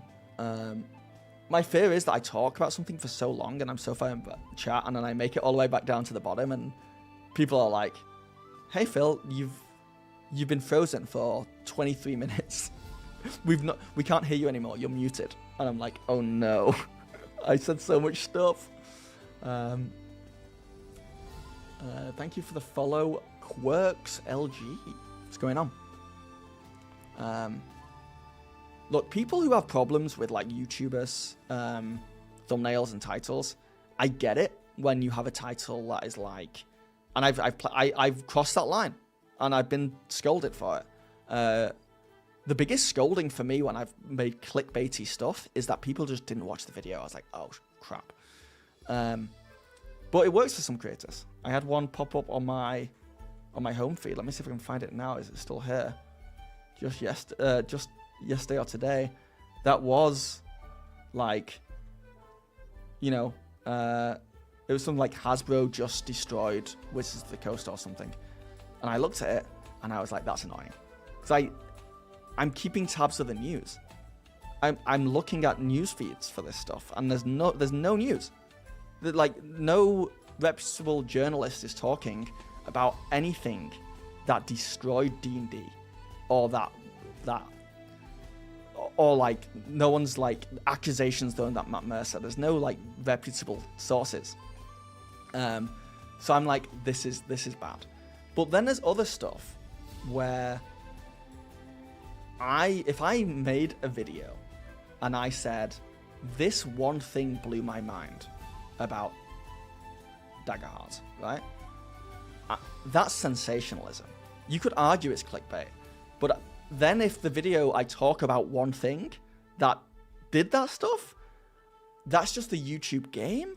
But I've had people really not like that. And finding that balance of what the audience wants, which is they kind of want to know exactly what the video is about, but then you also want them to watch the whole video.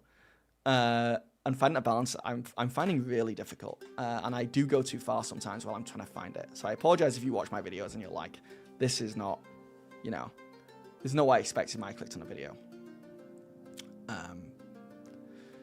But yeah.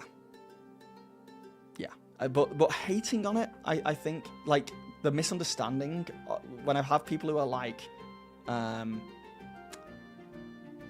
who just don't like thumbnails and titles that are strong curiosity hooks, I'm like, dude, that's just YouTube.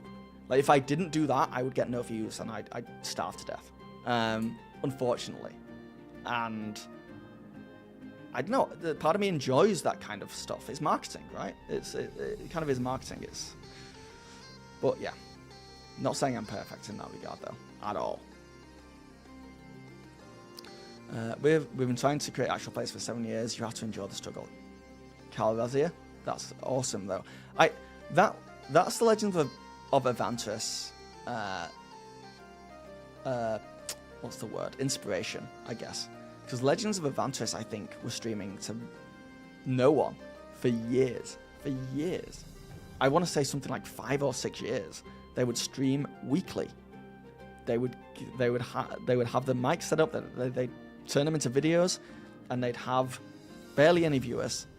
And now they're making Kickstarters that are getting $9 million. It's kind of crazy.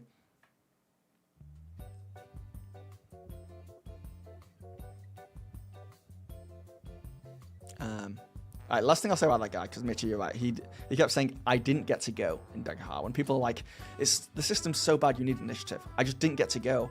It's like, you need to pipe up. You need to say something about that. Don't just sit in silence for 3 hours not taking any goes, and then get pissed off online about it later. Like, this is you. You have a controller in your hand. You need to press some buttons. There's no autopilot here. Like, I've never thought about this, and I could be wrong about this, but yeah, it does feel like some people want, like, hey, you play the game for me. I'm just gonna watch. I'm like, no, you're a player, dude. You grab the controller. You gotta move around. You gotta press buttons. You gotta do things. And if you're not pressing buttons or doing things or letting people know when you want to go, then unfortunately, you've got to. You've got to. And then there is, like, obviously the argument of the whole, like, but what if you're a huge introvert? And it's like, okay, well, if you're a huge introvert, then you and the players around the table and the GM can come up with systems in place to make sure you get goes, like using the action tracker, or just like checking in with each other more often. Like, if you're an introvert, and you struggle, like, putting yourself out there, communication is still key in TTRPGs, all of them. So you at least need to let people know you're an introvert and say, like, hey, I'm kind of quiet. Can we make sure that I get to go sometimes? Because I'm shy as well. And if you're in a world where you're someone who is like, but I'm too shy to even say that, but I'm working on it, then I've not come across one of those people yet. I'm sure they exist, but like all criticisms of the game and the initiative system can't rely on that one very niche person.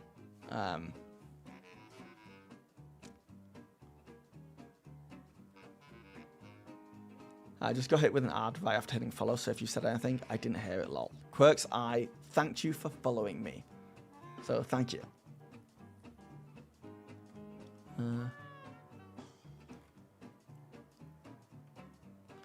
Do I play with minifigures? I do. I like, in my home games, yeah, I do. I like terrain. I get a battle mat down, I get some walls down, maybe some trees if it's outside. Maybe I get some pillars and I say they're trees. Maybe I get some little terrain rocks I've got that a friend 3D printed, and I put that down and I say, that's not a rock. Imagine that's something else. And sometimes the rocks are rocks.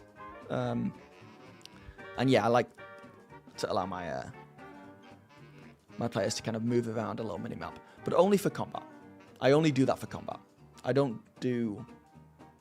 have done in the past. One of my favorite things I did in D&D with figures was I had like a battle map of a tavern, and the player characters were hired to go into the tavern and find a terrorist, pretty much. I said they were a spy for an enemy nation, and they were planning to blow up an area of this city. So they were terrorists. They knew this terrorist was staying in this tavern, but they didn't know who it was. So I had like maybe 12 NPCs that I put around the tavern floor, and I actually got minis and I put them down. And I said, these are all the potential people. There's other people there. They're hanging out with other people, but these are the potential people. And then the players would move their minis around, just freeform, no initiative, and be like, I want to talk to this guy. I want to talk to this guy. And they would like do investigations to see if they could figure out who the spy was. I think it ended with them like sneaking upstairs in this tavern inn and like breaking into rooms of people who they were suspicious of, and they found evidence there. And I had stuff planned out where like some people were very suspicious and had certain evidence. Like one guy in their room had like a burnt letter that they tried to burn in the fireplace, and it said something incriminating, but they weren't a spy. It turns out they were just like having an affair on their wife, that kind of thing. That was really fun, and that was more fun because like they were moving around this tavern in real time. Yeah, so I like minis. I'm still upset about that guy. Can you tell? Yeah, can you tell that he got to me as well? Phil, do you use Spotlight tokens in your games, or do you handle it without tokens? I have done both. Most of the time, I will default to not using the tokens. I personally like using the tokens as a GM. I think it's an extra load. It's an extra little thing off my back because I don't have to worry about like the players all getting equal turns, and I don't have to worry about the players worrying about all the players getting equal turns. We can all just like sit back and kind of like, take 3 goes in combat. Who cares? Because you can't take any more after that until everyone else is gone. And so I like them, but I think they slow down the game if you have 4 or less people. So, and they're just not necessary. I think if I was playing with brand new people, maybe I'd use them, maybe not. There'd be an option there. They're kind of an optional thing per combat. If I was playing with more than 5 people, I'd use them for sure. I also find that if you are in combat and you realize your adversary is unbalanced, it's easier to pull punches and shave numbers that try and boost on the fly. So error on the powerful side than cut. Yes. Yeah. I think I would also argue like it's up to you. You can go on the powerful side and then just choose not to play the creature that powerful, or you can go on the weaker side and just make sure you have reinforcements that can show up if you need to spend a fear, or have an environment that can like damage the players or make things harder for them, so that you can make the combat harder that way. But yeah, certainly having stuff in place where you can easily change the difficulty on the fly, I think is really important.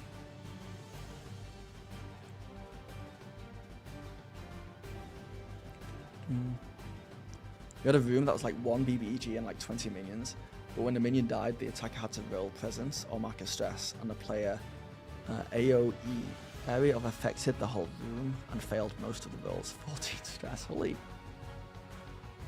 So you just marked them on stress.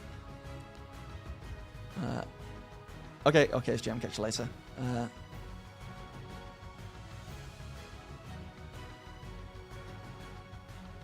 D&D is over, yeah. And like I've partaken in those thumbnails. I've partaken. But D&D is over is like, I wish we had, there's like sensationalism, and then there's full clickbait, and then there's rage bait. Rage bait is the worst one. Because technically clickbait is kind of what thumbnails should be in its most simple form. Like light clickbait.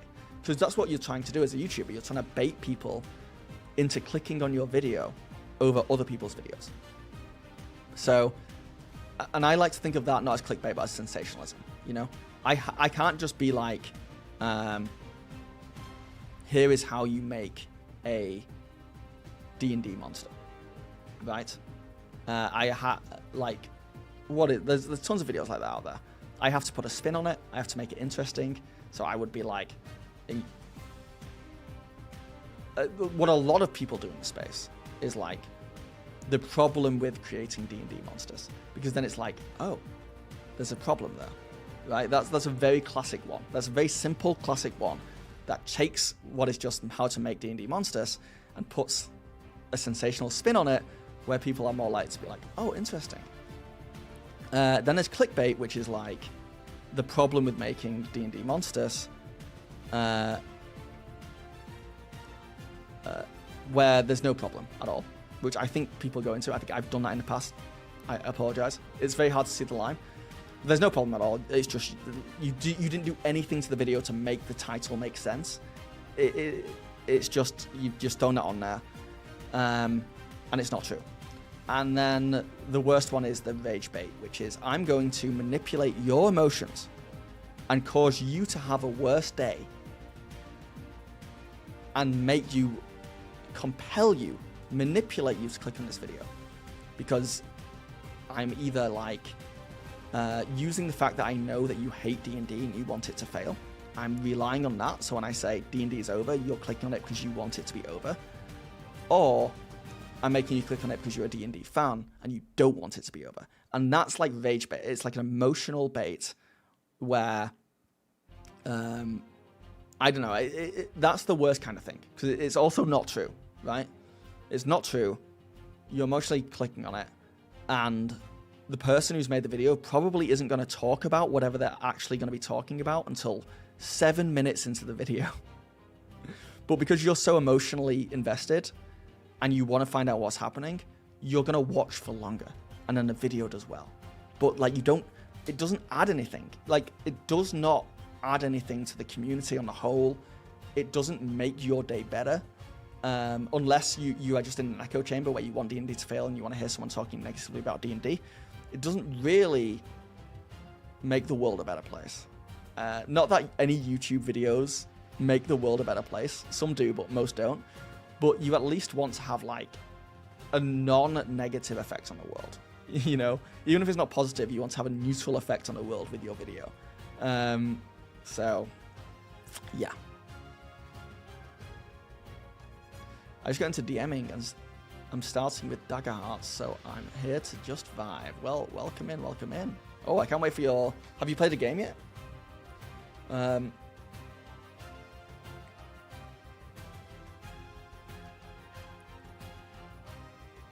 Honestly, the D&D team has been doing good work recently. I didn't entirely agree on some decisions, but it's alright. I do want to make a video. I promised myself I'd stay away from new stuff, but I do want to make a video because I made a video recently about D&D disappearing off YouTube. Because at the time when I wrote the script, there had been news articles talking about it. Also just like D&D content creation space changing, because a lot of people were taking breaks and changing how they made content. So I kind of put them in together and I made it thinking this will be a clickbaity title. I didn't think that at the time. I thought this would be a good title to get people. This will have a high click-through rate, was my thought process. And I posted it, I was like, this was clickbaity. God damn it. And then people didn't really like it that much. But and it was even worse because the preface was YouTube haven't posted an original, D&D on YouTube haven't posted an original video in like 3 months. Like, they were quiet. The roadmap that they put out took months to come out, and even then it was quite sparse. It was this idea that like D&D has pulled back from the YouTube space and from the internet space in general, except maybe in short form. And I just wanted to talk about that because the idea was like maybe they're planning something. And like, I called it something clickbaity. I called it like why D&D has disappeared or something like that. And I just wanted to talk about that. As I finished editing that and went to post the video, they then released the fact that they were making this new actual play. I was like, God damn it. And I posted it and I put in the description, hey, I made this before they made this reveal that they're making YouTube videos again. They're doing really well. And I was talking to another creator who is very well loved in the space. I won't say who they are about it. And I was like, I think I'm going to take the video down. Because they messaged me and were like, hey, man, I agree with a lot of stuff you say in this video. Not necessarily the way it's packaged, but I agree with a lot of stuff you say. And I was like, yeah, I might take it down because it's not true anymore. Like, D&D are doing stuff. And their advice was like, don't take it down because that can like ruin your algorithm. That can like mess stuff up. But you can make like a I'm sorry video or I was wrong video in a bit. And I was like, that's true, because now I get to make a video where I can be honest and say, like, even go into this stuff about like, oh, I fell into the clickbait trap and I apologize, but also like D&D are doing a bunch of good stuff and I take it all back because the actual players have hit success. I'm waiting for the Ravenloft book to come out to really give my thoughts on that, because if the Ravenloft book is good, then the video I made before is so out of touch because it's like D&D is doing well. And you know, I know we're a Daggerheart channel here, but I want D&D to do well. And I think if D&D does well, Daggerheart does well. So yeah, that's my 2 thoughts on that. Tweep, you hate clickbait thumbnails and titles, but it's normalized now. It doesn't get me to click on videos though. I just watch people who I'm sub to. If the question is anything along the lines of X, does X do Y? The answer is always no. The other problem with clickbait is that a lot of viewers, not you guys, because you're all discernible, smart, intelligent people, but a lot of people have a relationship with certain YouTubers where they don't see the clickbait. They just see their YouTuber doing what they need to do. So an example of this was like I saw like 3 different creators around the same time do a goodbye video. Like it was just them saying goodbye. And then they would talk, all of them would talk for maybe like 5 minutes about their journey so far. And you were like, the video was built to make you believe they were quitting. There's no doubt about it. There's no around the thing. All those videos were built to trick people into thinking they were potentially quitting. And they do a rug pull, which is like, I'm just changing my content, or I'm taking a break, or I'm only doing shorts from now on. And the reaction to those people was so interesting from the same like viewers, because the reaction on one person would be like, oh, I'm so glad you're like not quitting. This was a great video. And then on a second video, it would be like, this is clickbait, go to hell, I hate you. And they're almost blind to it from people they enjoy, compared to people that they already kind of don't know or dislike a little bit. And it's just very interesting to me, because there's like another layer of this clickbait thing, which is that some people have an audience where they can just get away with it. I watched a Ludwig video once, and I like Ludwig a lot, and he did a thing I looked at and thought, that can't be true. And I clicked the video, and in the intro he goes, okay, so the thumbnail and title is clickbait, but I want to talk to you about something important. And the comments were all like, great video. And I was like, dude, he did clickbait, and he admitted to doing clickbait. But like he as a creator is a bit more of a comedy guy, and he's got such a viewership, and like I guess his crowd is younger and they understand that this is a YouTube game. They completely forgave him, like instantly. It's just really interesting. I'm sure some people don't forgive. I'm sure some people leave, but like the vast majority of the audience are fine with it.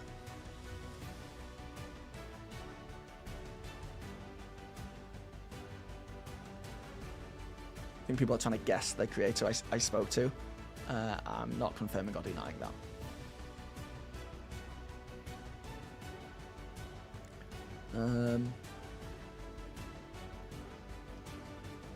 I think clickbait titles and thumbnails are YouTube equivalent to Kickstarter needed value. Yeah.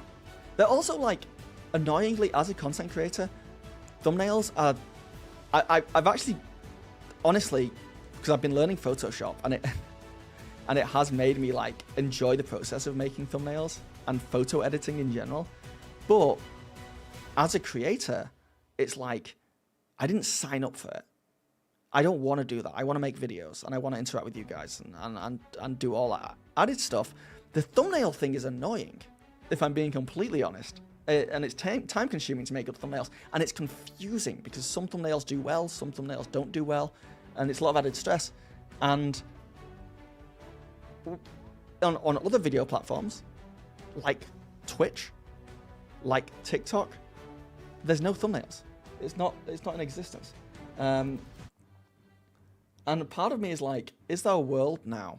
Because AI, very annoyingly, I'm seeing it already.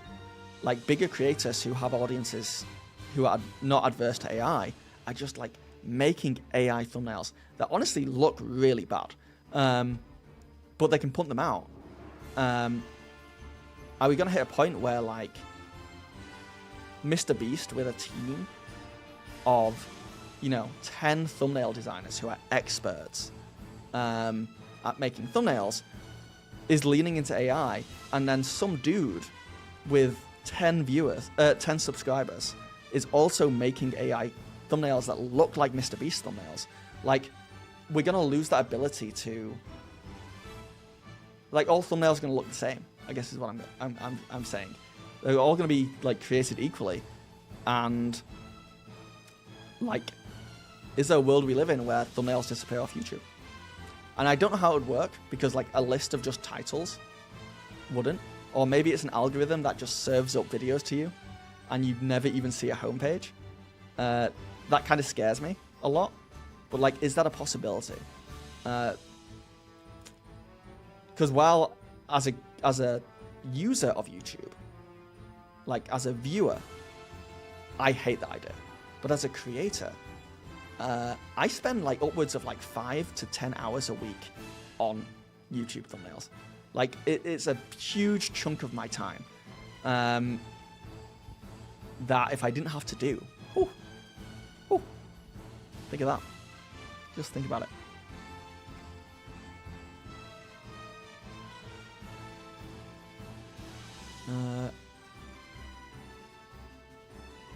I think a 3D printer is the best TTRPG accessory. I think so. I don't have one yet. I did get offered one. Like a brand reached out and were like, "Hey, we saw you talk about 3D printers. We want to send you one." And it was like a lower model one. And I was so tempted, but it was like $300, which means that they're sending it me for free, which is great. But I would have to. It would cost me $100 in taxes just to receive it. And I was like, oh, this is not as cool as I thought it would. Getting free stuff isn't as cool as I thought it would be because it's not free. Really what they were doing was selling me a 3D printer for a third of the price. And I said no just at the time because I was very poor. And also space and stuff. So like, I think a 3D printer is like really, really good, but only if you have the money and the space for it. I wonder what my favorite TTRPG accessory actually is. I mean, I always say it's battle map books. It's like battle map books, I think. I think if you can get a book of like 50 battle mats, and you use battle mats in your game, it's probably my most used accessory.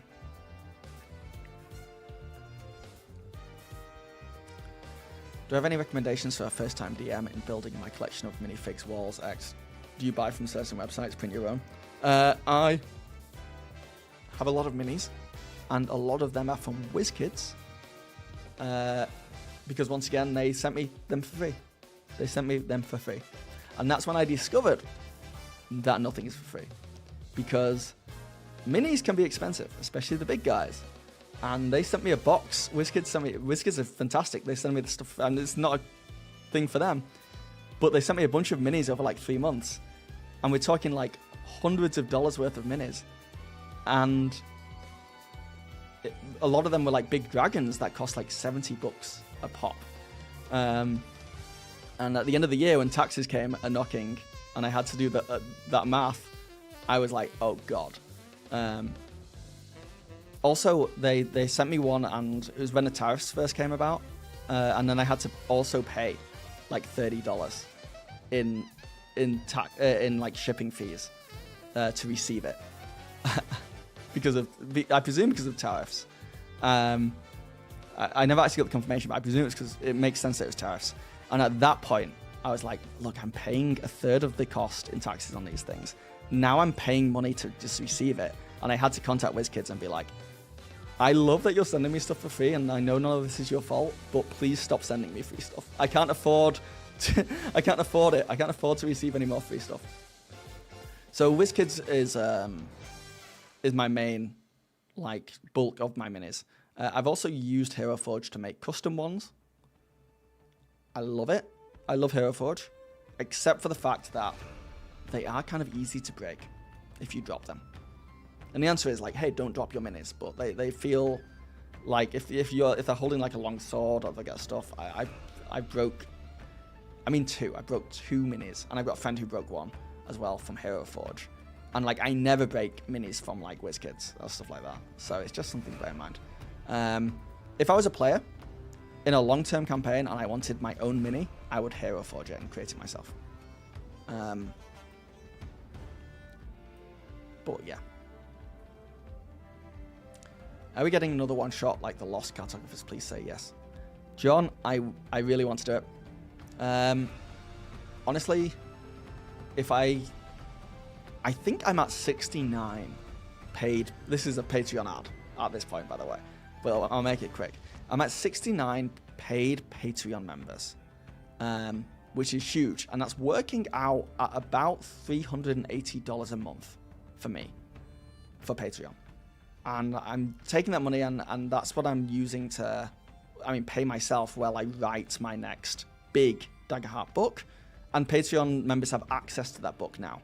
I think, like I said, right now, I think there's like 30 pages maybe less, maybe like 25 pages of this book out, which is adversaries, environments, and locations, and consumables and items and stuff like that. So I'm kind of concentrating on that. But since it's got so many adversaries and environments and locations, I've really thought about making just a little one shot that uses those adversaries. The adversaries are there, the environments are there. So I do a one shot where I just need to create like a little flowing story that takes you from location to location, adversary and environment, lots of optional stuff, and throw that on there. The only thing stopping me from doing stuff like that is I need more Patreon members. As fun as it is to be at 69, nice. I keep saying that if I can get that up to $500 a month on Patreon, then I can really start focusing on that and pumping stuff out. I kind of got to follow the money at the moment, which honestly sucks because following the money points to me making more content on my main channel about D&D and other TTRPGs. Holy crap. Wait, when did that... I missed that. I'm so sorry. Solaris Devac gave me $20 as I was complaining about being poor. Would you ever try a video of showing the versatility of Daggerheart by trying to make a campaign frame from a non-fantasy genre, like sci-fi or dystopian? Yes. Yes, I would. Thank you for the money. I think a sci-fi... not like Motherboard, like a full, like cyberpunk style Daggerheart game would be really fun and very doable. I was thinking about this earlier. I actually think the hope and fear mechanic, this 50-50 random chance vibe, suits sci-fi more than fantasy. You know, when you think of like Hitchhiker's Guide to the Galaxy, or even Dungeon Crawler Carl, or things that are like either set in a modern day or futuristic and a kind of quirky sci-fi, the idea of having like an item that will do wildly different stuff, like the chaos magic, but chaos science, depending on whether you get hope and fear, I think there's a lot more fun to be explored there with sci-fi. So for sure. I feel so bad that I don't know when that came through. But thank you. In fact, it says here a few chats ago. Yes, thank you. Thank you, Solaris. Oh my god, I'm so bad at streaming. Bad at it. So yes, John, going back to yours, I would like to create some one-shots using the stuff from my Patreon, and expect to see it soon. I'm kind of lost between just pumping out and getting this book done, which is like, I like working on it, but just working it non-stop, only thing I do, doesn't help my ADHD. But I also like the idea of making additions, almost additions that go with the book, like little one-shots and stuff. So, we'll see. I'm figuring out.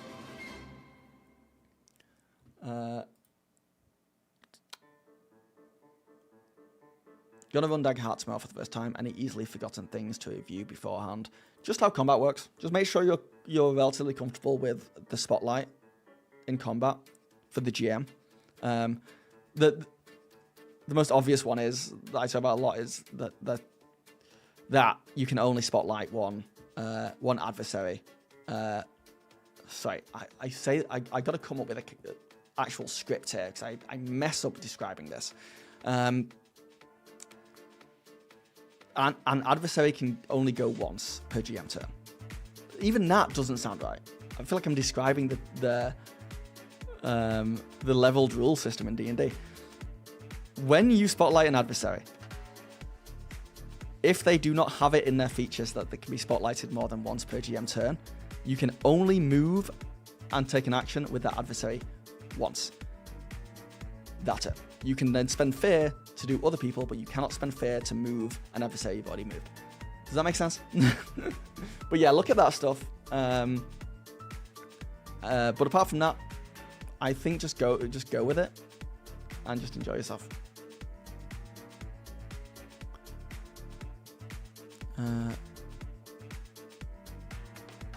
The ability to make Daggerheart almost any type of game is the best.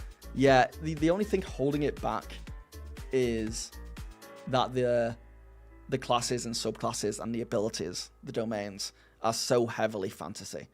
But I do think there's a world where you can go Final Fantasy sci-fi really easily. It's like, in this sci-fi world, wizards still exist, you know, sorcerers still exist, druids still exist and can change into animals. It's just that the animals are robotic, and sometimes wizards have guns. You know, you can kind of merge worlds in a cool way there, which I guess is what Motherboard does.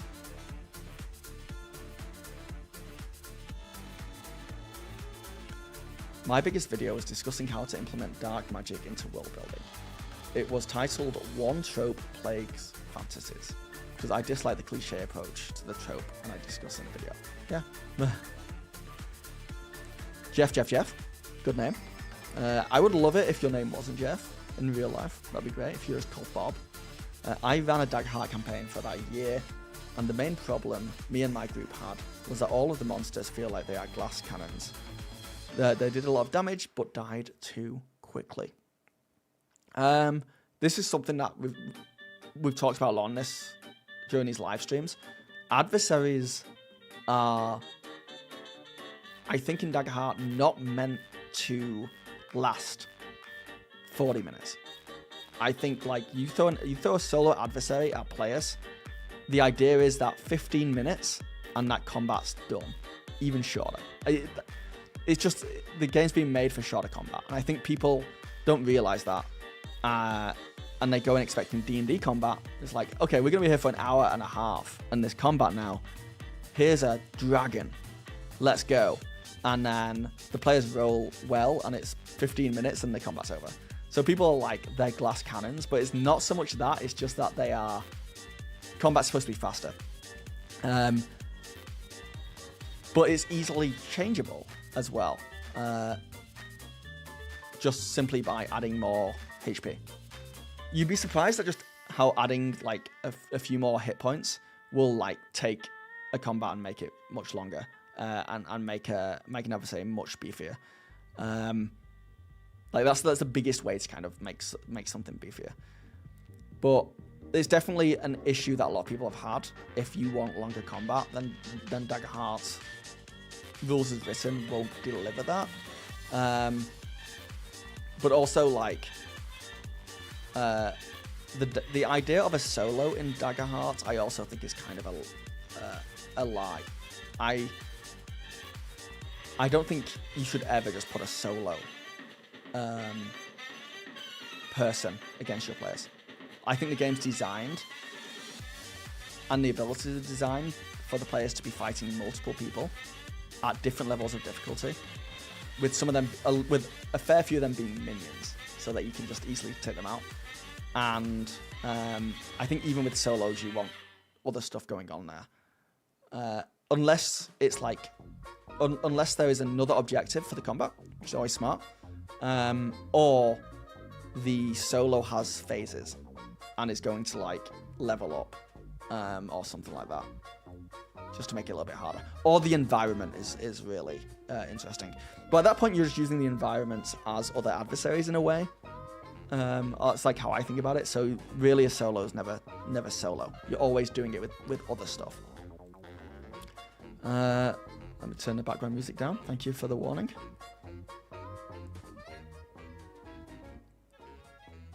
That might be better.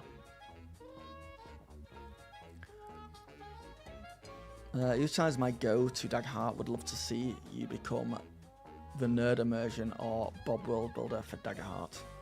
Thank you. I would like to. I would like to incorporate a lot more actual plays as well. I'm still figuring it out. Like, my channel could go two directions. One is just the same direction that my bonus reaction channel went, which is just, hey, I'm just going to talk about TTRPGs. So on this channel, I'm just going to talk about Daggerheart. And I just make weekly videos or bi-weekly videos about it. But then I also really like this. I like live streaming and chatting, which is what a lot of like TTRPG content creators don't do that much. And I would love to have like a bi-weekly actual play, whether it's just one shots or something that's going out as well, so that I'm just kind of a bit more of an all-rounder. Once again, it's my ADHD talking, but just making advice videos only, and not like showing it and putting it into practice, and also creating something like that. I don't know if that's where I want to take this channel. And when I say this channel, I mean that the YouTube channel, Reaction Roll. But we'll see how it goes. Because like I said earlier, I kind of got to follow what the audience wants and where the money is.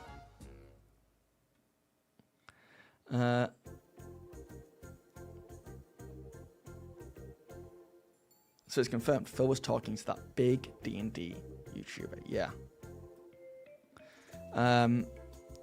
Whenever I hear stuff like that too, it's easy to ignore too. Why is D&D disappearing? It's not. It's always like that. Yeah. It's also just the reason behind making the video. And this is something I've been really thinking about recently on my main channel. There have been a bunch of people recently who have come out the woodwork and said, like, the course of the past 3 years, actually, there have been a lot of creators who have quit, straight up quit. They're like, YouTube's changed. I can't keep up making weekly videos anymore. They're not getting views. So I'm becoming a Star Trek channel. Or other people who are like, I can't keep up anymore. Making videos is too time consuming. So I'm just going to make shorts instead, because where I actually make money is in Kickstarters. Or other people who are like, I just need to take a month off to work on other stuff. I can't keep doing this right now because I've got other priorities. And that's all fair. But so many, and on a lesser note, and I feel it and I've complained about it as well, there's just a level of like, oh, I make a video and it's like a flop or something, or the views are just down, and like I'm back on a wheel like every week making a new video. YouTube for years at this point, the biggest creators don't make weekly videos. I don't know why we've trapped ourselves, especially in the TTRPG space, into thinking that we have to make weekly videos.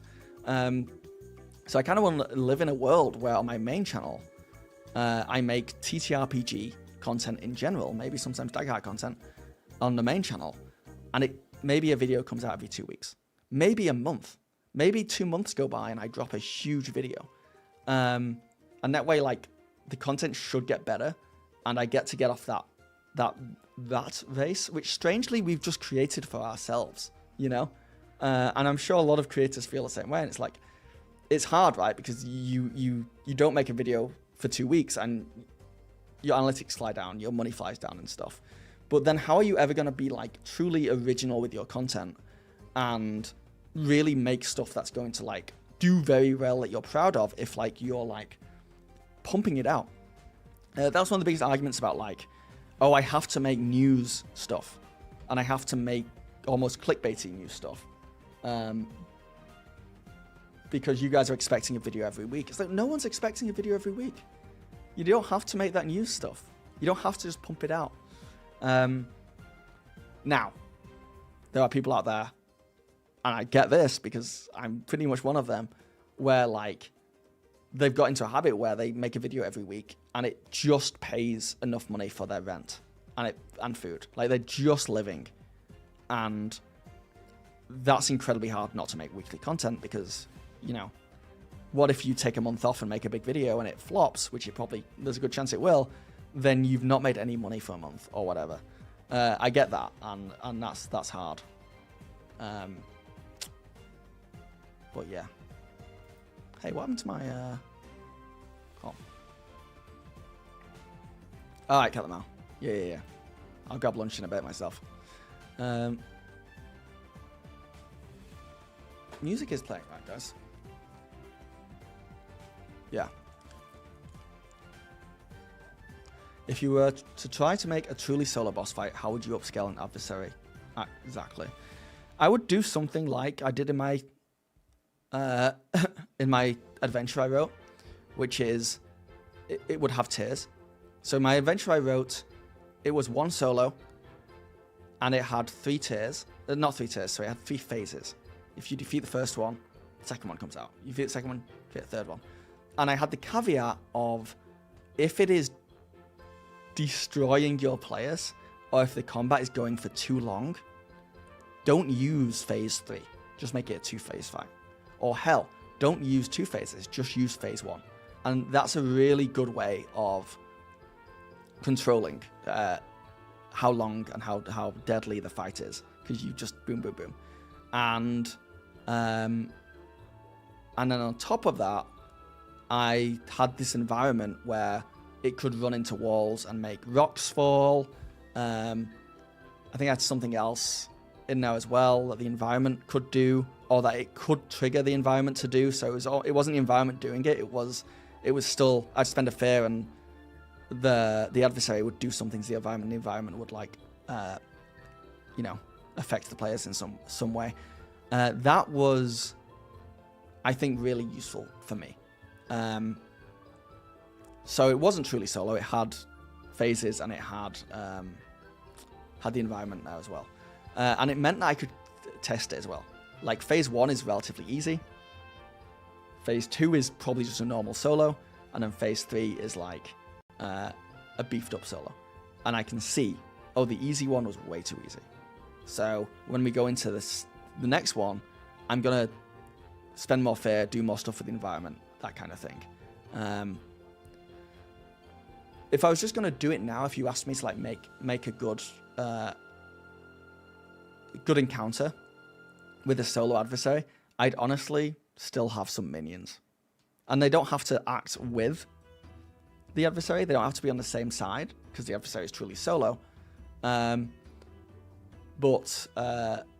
having minions that you can throw in by spending fear can really make the combat feel a lot more intense. If you're just like, cool, I'm going to spend a fear and six dudes are going to run on. It's fine. They're easy to kill. And it's not a problem. It's very easy to balance that on the side. But then the players will deal with the 6 and start fighting. Once again, this is like video game logic. It just happens. Like, where do they come? They come out the walls. You're fighting this giant machine turret thing that's solo, and tiny versions of it come down. Or this has just occurred to me. I'm sure other games have done this. I love this idea, actually. I might create this. What if you're fighting a giant, like, mechanical construct, and if you do enough damage, you sever, like, an arm of this adversary, and then the arm starts acting on its own, and the arm becomes a minion, and or like a standard adversary, where you've got to now fight the severed arm that's attacking you. I think that's really cool as well. But there's a lot there. But honestly, like I said, if I was going to make a truly solo thing, I wouldn't. It would be like winging it almost still. It would be like just putting stuff in there that I could like change on the fly.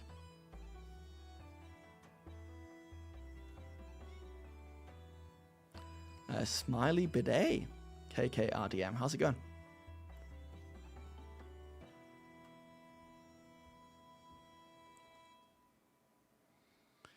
I feel like Daggerheart isn't very well suited to dungeon crawls, but using clocks for that does help a lot. Yeah, we talked about this earlier. I don't actually see an issue with it, if I'm being honest.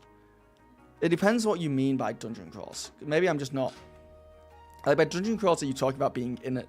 If it was in D&D, are you in initiative the whole time in a dungeon crawl? Because if you're not, I don't know how it differs too much.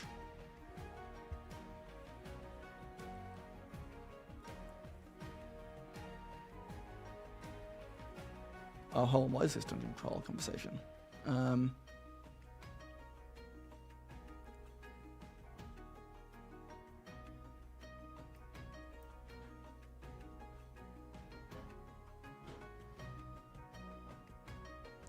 Well, you have stream alert setups. I should do. Did you try and do something without alert going off? The thing is, I'm on YouTube and Twitch, so there might be some crossover where some things don't work on some platforms, but I'm not aware of anything specifically.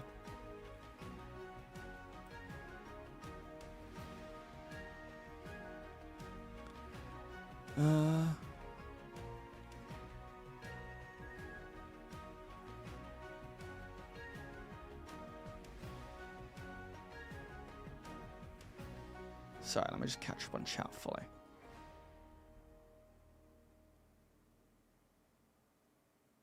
But as far as like dungeon crawling go, I feel like there's a campaign frame out there for them, or that could easily be made.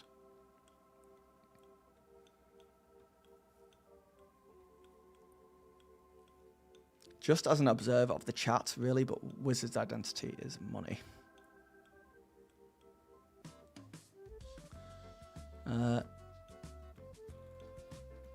Alright, I'm going to see if I missed anyone's chats and I really want to see it. Trolls and D&D do that arm thing, right? Oh, do they? Oh. I'm just going to jump now to the end. So if I've missed a thing and you want me to answer it, just put it in chat again. Arthur Marshall, I've gotten into Lego using it to build creatures and terrain. A Lego Big Bad, you could remove the arm. Like, yes, that's really good, actually. About the true solo, I guess that the Colossi have something that can be considered true solo in Daggerheart. That's true as well. Yeah, they are definitely solo. Your Lost Cartographer's one-shot has embarked me and my wife in a Lost Stones campaigns where she DMs a chapter and then I DM the next one, and we've had a blast for the last couple of months. Tech, that genuinely means a lot to me. Thank you for telling me that. Thank you. Good, I'm glad. I'm very happy about that. Yeah, I wish I could even take any real credit for that, but that's you guys. If you're creating, like, if you're taking my adventure and running with it, and you're going and you're making all these stones really interesting to get, then that's amazing. Are you guys like doing getting like a stone per session, or is it like, are you leveling up every stone? I got so many questions, but I'm very happy about that. Thank you. The Beast Feast campaign is a dungeon-centric one, I feel. Yeah. Have you ever done a campaign with rolling DMs? Do you have any anecdotes or advice? Like the DMs keep changing? I've not. I have not. I'd like to. I think I would be quite good at it, actually. The only thing I would have to do, if I was a player, and then I had to become a GM, the only thing I would have to make sure I do is take notes. Like, you just have to take really good notes about what the GM's doing, what the other GM's doing, the world that they're creating, their NPCs, their everything, because you're gonna have to take control and you're gonna have to make it like as similar as possible. So yeah, it would be notes taking for me, I think. And also lots of fun discussions outside of the game, you know, about where things should go and what could happen.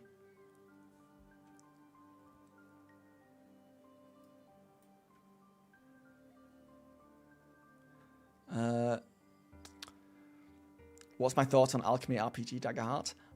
Charles, I will let you know when I actually get my hands on it. But it looks cool. I was watching your actual play. Did that guy not know the Daggerheart rules? That guy has seen the comments and feels really bad. And feels really, really bad. And I'm like, don't listen to the negative comments, man. It's fine. He had played one game of Daggerheart months and months and months ago, and it was a really casual one.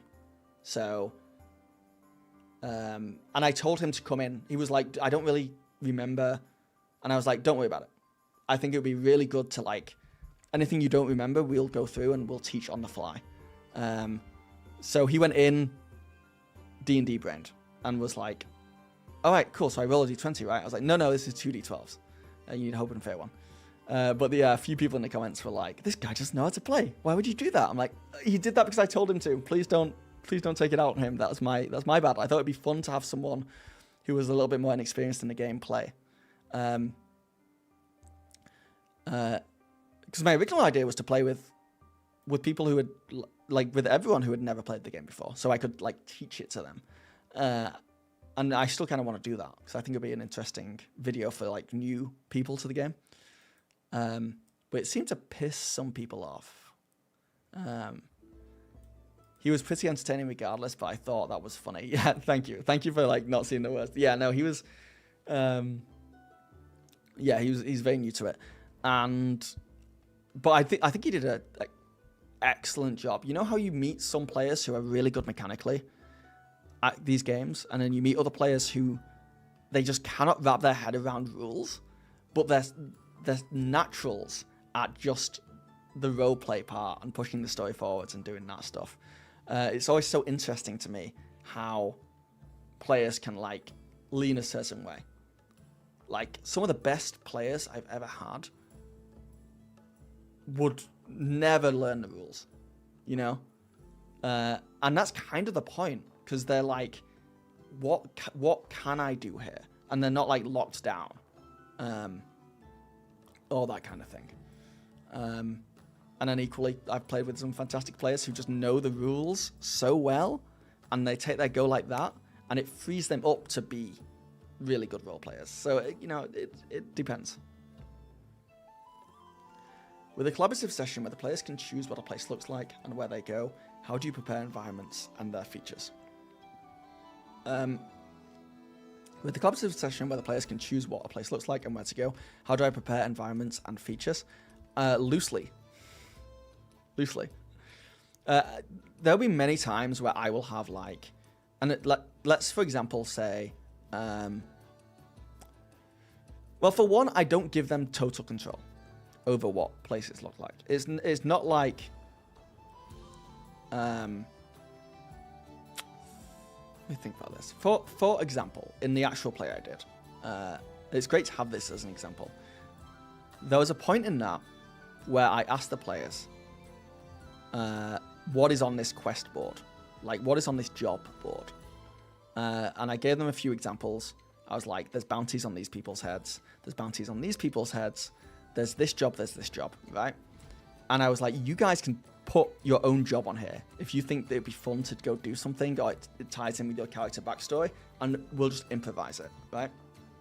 And they chose one of my example ones, thank God, which was to go and apprehend this gang. Bring them in dead or alive. It was a wanted poster for this gang. And they chose that. I hadn't really planned it out that much in my head. So it was kind of like going into blind there. I improvised like a bunch of stuff, but I had an idea for like the end fight against that gang.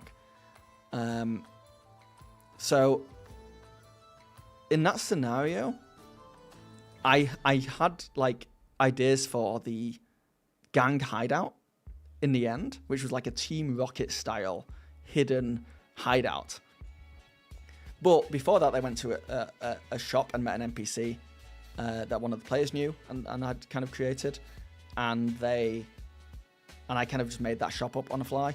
And then they went to a hidden haunted manor, not hidden, but like a big scary manor that had been abandoned, and I improvised all that, and then I just placed the Team Rocket style hideout rather comically in the middle of this place. So it's like in the middle of this haunted manor, there's like a lab. Think like Resident Evil, like going under the house, and it's like this sort of stuff. But I did it like in the middle of the house, and then I had environments for the final thing, and that was kind of set in stone. It's just how they got to that final thing. I was kind of improvising, and if I let the players improvise, it would have been a similar thing. But I guess just don't be afraid of reskinning other environments on the fly. So if I had one of my go-to environmental features that I would maybe just use without having an environment card for that is stuff falling from the ceiling, whether that's rocks or if they're in like a volcano area, like bits of things falling down. Like that's such a classic thing for me. It's like, at any point, can stuff fall from the ceiling and make you do an agility roll? So it's kind of having that, like knowing stuff can fall. What could fall? Ask your players. What at this point, what could fall? Stuff could come at you from the side. So if they're in a forest area and you want to just... So I guess what I'm saying here is be okay with improvising environments on the fly. So if they're in a forest area, and it doesn't always have to be great, it doesn't always have to be perfect, you're improvising this on the fly, right? So if you just said, like, they're in a forest and there's a combat going on, and I'm going to roll a fear and say that one of the adversaries shouts really loudly and it causes like a stampede of forest animals that fly through the woods. Everyone make a roll to avoid all these animals or mark a stress or take some damage. So it's like things can fall from the ceiling, things can come across, things can be on the ground, people can get stuck in things, there could be traps around. And I think it's probably just improvising that stuff and being okay with it not being perfect, or even asking your players, you know, what could be in this area. But the real answer to your question is, if you're collaborating with your players, they can choose what a place looks like, but I wouldn't allow them to choose how a place fully operates, if that makes sense. So if the players go into a volcano lair, and in your mind there's lava and stuff around a place, you can ask them, like, what kind of stuff is in here? You wouldn't let a player be like, actually it's not lava, it's all ice. Because then that kind of derails anything you had planned anyway, and it doesn't really make much sense. Unless they have a really good idea or reason for it narratively. Because then you might have an environment for like a volcano area, and if you change it to all ice, that environment doesn't work anymore. It's more like you walk into a volcano, you know, what's in here, and a player's like, I feel like there would be like an area of lava with like little pedestals or like platforms floating on the lava, and if you jump on a platform, the platform begins sinking, and you've got to jump to the next one. So they've just created a little encounter for you there, which is jumping over this lava. But that's not going to affect any of your environment things that's fought up inside of a volcano, because you're still inside a volcano. Now, if your players decide to never go to the volcano, then that's a bit of a write-off.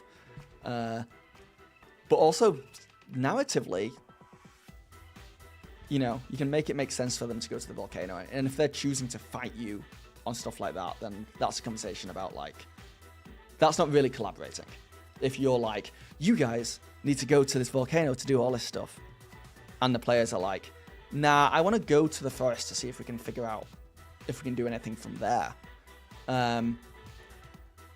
You could make that work, but they're not collaborating with you. They're working against you at that point, if that makes sense.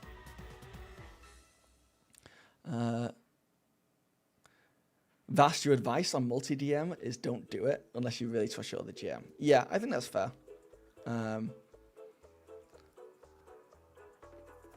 I would do it with like someone who was like learning to GM as well. I think that's a fun way to like teach someone to GM. It's like, okay, you take over from me. I'll take back. I think that's fun. Well, the credit goes to you first designing such a good chapter 1. Thank you. Love the art and design. That's crazy, because I think the art is by far the weakest thing. I was saying earlier, I would love to get rid of all that art and hire an artist to actually make it, because that stuff was me using stock footage or stock images that I paid for quite cheap, and then using Photoshop to make it dark or changing the silhouette slightly. But thank you, I appreciate that.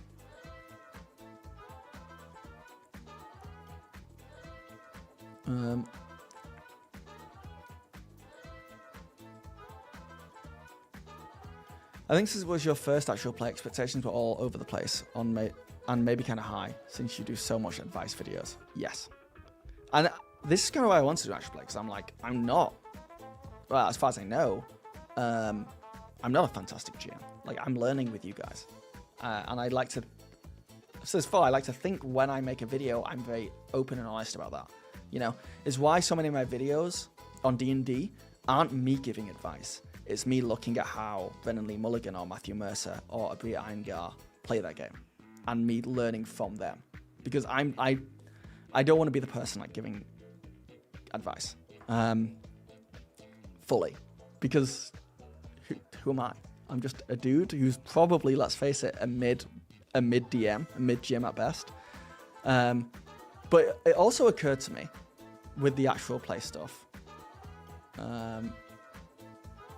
Pipe Mike, new streamer, how do you get your views and follows up? What's up, man?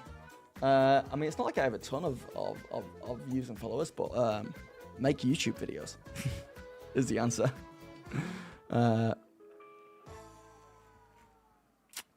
Yeah. So the whole actual play thing as well is kind of eye-opening to me, because when people are like, how is Brennan Lee Mulligan so good? How is Matt Mercer so good? And then you have other people who are like, they're not that good. Dude, relax. And then you have other people who are like, they're fake, you know? An actual play isn't like a home game. And it's like, wherever you fall, like, let's go with, like, they are very good GMs, right? Many people consider Matt Mercer to be a very competent GM, right? And as I said, what makes them so good? Why they're so good? Is it unrealistic expectations? Because they're like voice actors and actors and improvisers. And I've often fought with the idea of like, anybody can do this. Anybody can do that. Anybody can do that. Whatever you want to take. I'm not saying everyone should GM like Matt Mercer, but I'm saying like anyone can reach a level where they're like considered very competent like that. And I was kind of like, I'm going to prove it, because I'm going to try and get to that point.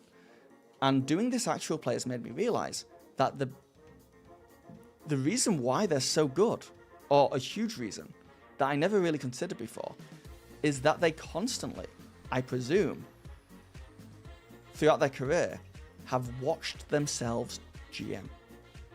For hours.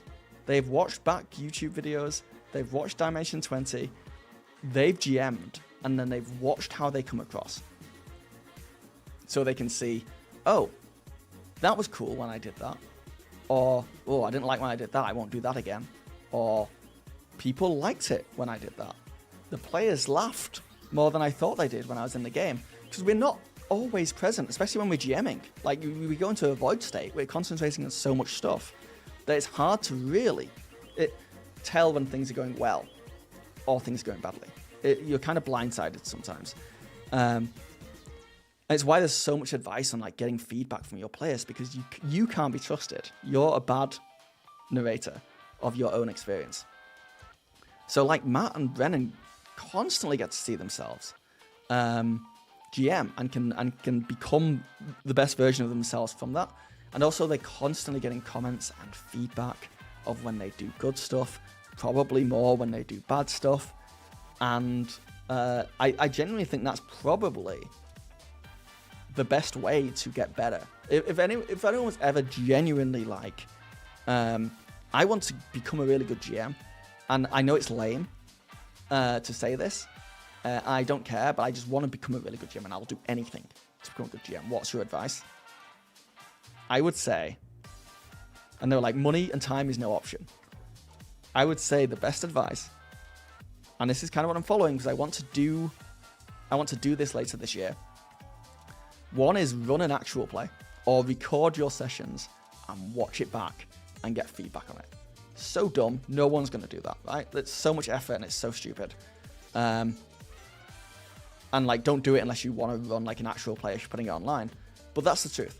Run an actual play. Take the feedback, work on it. And then the other thing is the thing that I want to start doing later this year is probably, and there's a big presumption here, but I'm really presuming it's going to help a lot, is take improv lessons. Like, go to improv lessons, get taught by a professional, build up your improv skills. And I think those two things, and no one ever wants to hear that in a YouTube video.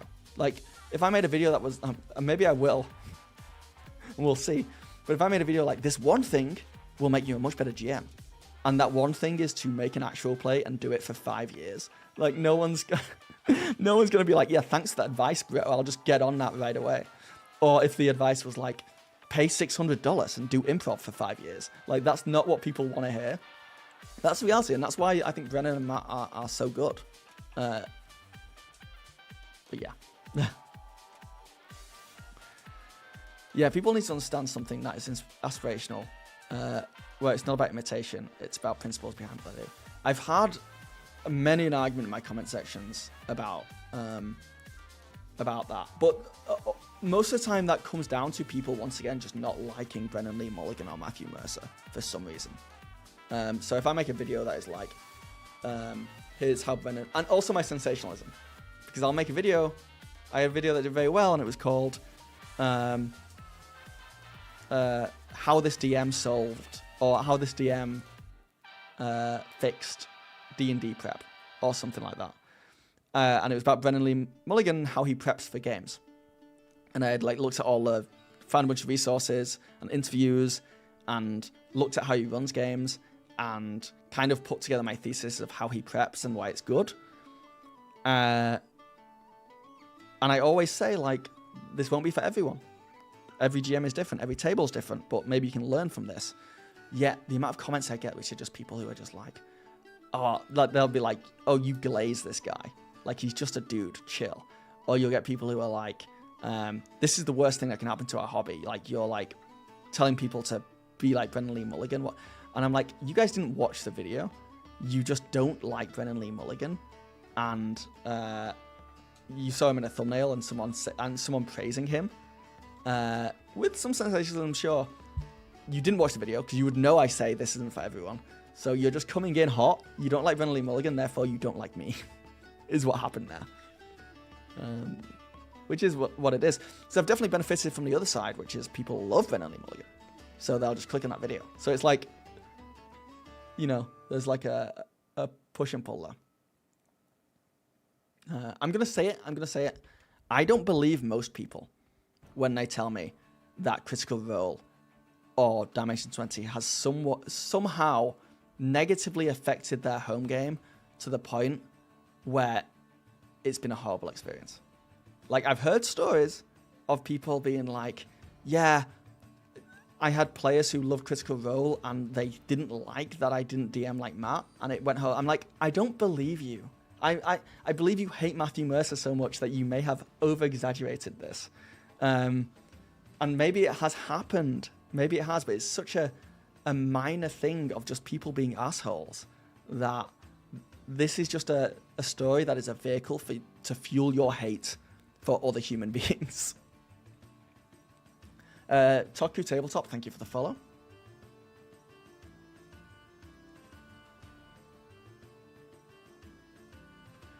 I get where you're coming from, but not knowing the rules like 4 or 5 sessions in is crazy. Yeah, dude, I played D&D with players who don't know the rules years after playing. And I think it did affect me a lot earlier on. And now I'm of the, and when I say don't know the rules, it's like some rules. Like, I've had players who forget opportunity attacks are a thing in D&D all the time. And sometimes it was just them being excited about they want to move and they just want to do it. And I'm like, well, you say an opportunity attack? And they're like, oh. And sometimes it's because they have ADHD or something like that, and they just simply get excited and they try and do stuff and they forget certain things. So I don't like blaming players fully, because there's a lot of stuff that can be going on there. But really what it comes down to, like, is it, I think I said this yesterday, is it seriously negatively affecting the game in a huge way that I occasionally have to remind this person of how a spell works? And the answer can often be yes. Like, I'm not defending it a lot. But sometimes it can be, no, it's not that big of a deal. I just have to remind them. Other times, it can slow combat down a ton. And other players getting bored and stuff like that. And in that world, there is like a conversation you have of like, hey, can you learn this? Can you read the player's handbook, please? Because it's negatively affecting the game. Or, you know, like, maybe this table isn't for you. And don't get me wrong, there's probably 100% players out there who are just like, I don't want to do any work at all. I'm not learning anything. You just tell me what to roll and when to roll it, and I'll do it. And for those people, it's kind of like, dude, I spent 20 hours this week prepping for this game. The least you can do is like learn how the game works. And then that's just an incompatibility situation, I think, where that genuinely is like, I think another table is better suited for you. And a different kind of player is suited to me as a GM. But yeah.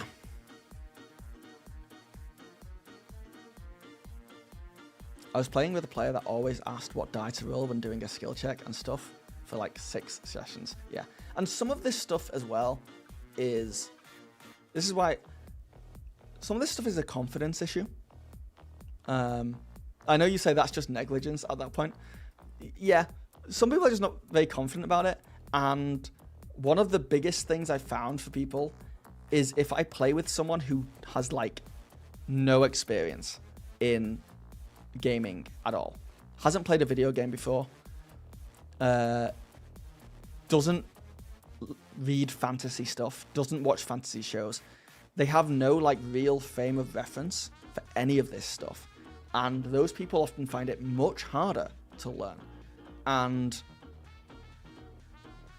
I am doing pottery right now with my wife. Once a week we go and we do pottery for like 2 hours. I go and make a pot, and I'm learning it as we go. We've got a teacher there.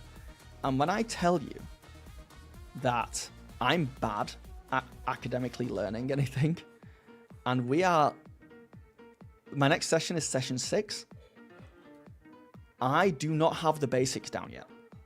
I keep forgetting very basic stuff. I learn from repetition. I learn from doing things a lot over and over again. And the reality is that with pottery, for example, there's the pulling stage at the start where you actually shape it. Even though I'm 5 sessions in, I've only actually done that pulling like twice, really, because there's tons of other stuff. So I'm bad at pulling. I forget stuff. It's very different, but there's similarities with TTRPGs in some people only play the game every 2 weeks, and they forget everything in those 2 weeks. And then 6 sessions in, maybe they've only dealt with a certain kind of role a handful of times, you know? Opportunity attacks is one of them. Maybe opportunity attacks only came up twice, and that was 2 months ago. And as a GM, and especially we've been playing the game a lot and we understand the rules really well, like it's like second nature to us, and I forget rules all the time still. And I've been at it for years. Like, I think I forgot how certain things works on the Daggerheart actual play. It's pretty common. Obviously, I'm dealing with a much bigger set of stuff I need to know. But yeah, it's very easy for us to forget that like some of this simple stuff is and we're also, for better or worse, the GM is often the teacher. You know, and asking a player who just wants to show up and play the game to go off and learn how the system works in their free time, you know, go watch this 40-minute video multiple times until you know it. I know it's a lot, and I'm only defending this so hard because I do think there are a lot of people out there, including me, who just struggle learning stuff. But you are totally right. I don't want to take away from Old Vital the fact that some people take the piss. 100% some people take the piss. So I just want to give both sides of that. How do I have my subs up? I don't know, man. I don't have that many subs. I have 11 subscribers.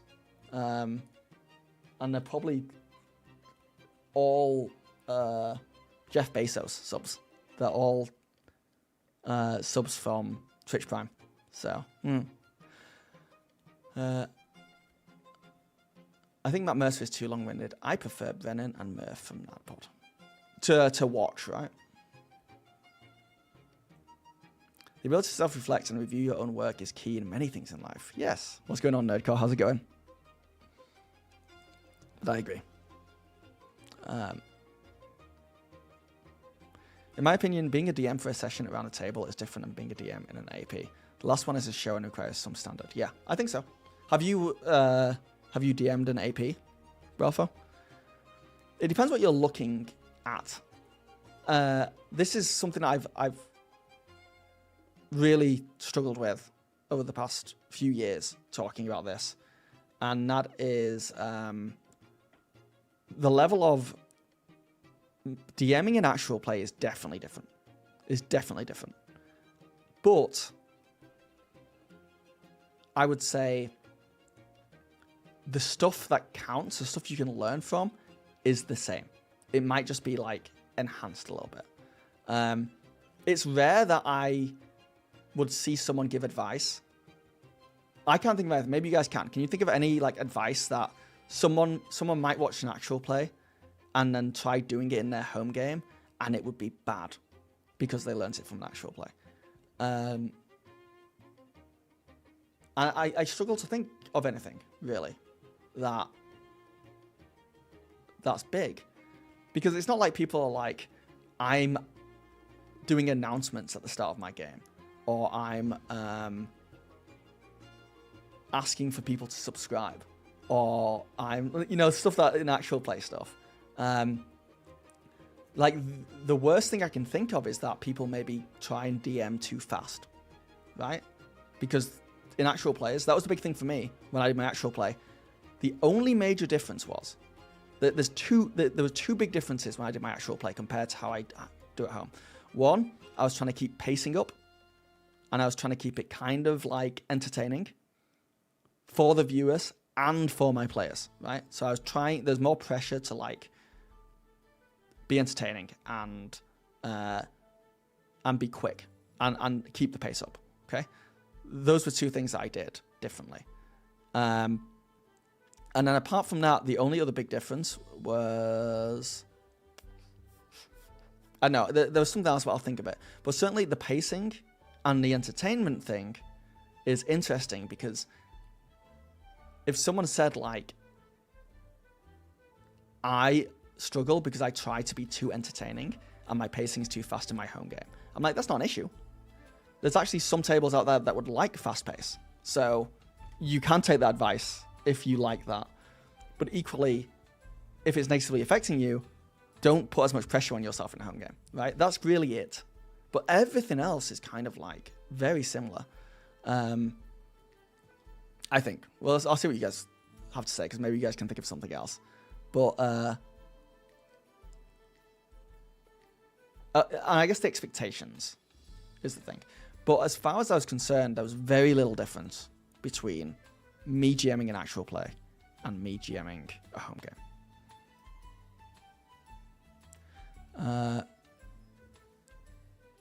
Apart from like you try harder. But then there's maybe we could all benefit from trying a little bit harder in our home games. Like more prep, right? Like that's kind of it. I don't know if they watch themselves back GMing at first, maybe now, but most likely it's training and feedback from voice actor and improv performer and actors. Yeah, they definitely had like an advantage there, but yeah, people need to understand something that isn't. I already did that. Hold on, let me jump to the end here.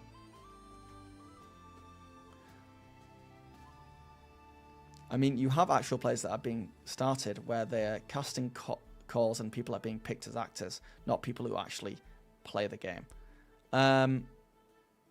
Yeah. But do you think that would affect like... oh, actually, sorry, you said more. Let me think. I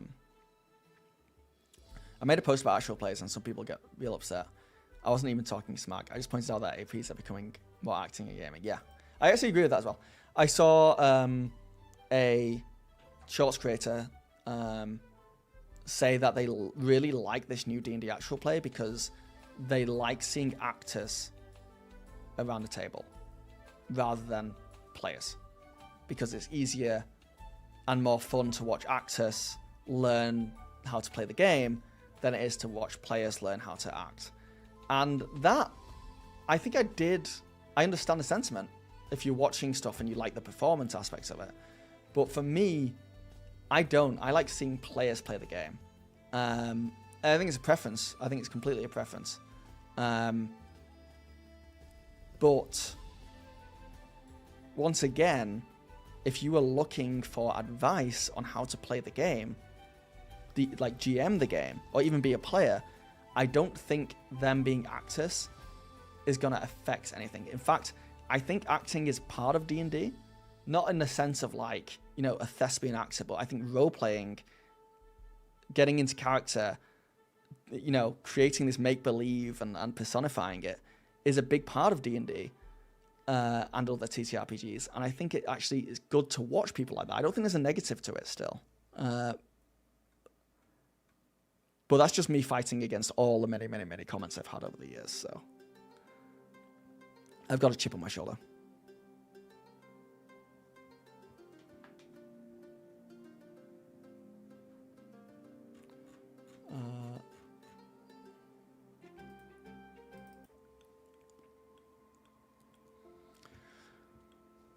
Maybe extended scenes that follow one character or an overcommitment to theatrics. Okay, Humble Gallipot, that's fair. That is fair. You've nailed it there. I do think that if you are playing a home game and you don't know any better and you spend 35 minutes introducing one character and making all the other players sit there, that's fair. That is fair, actually. That's a good point. I think structure changes.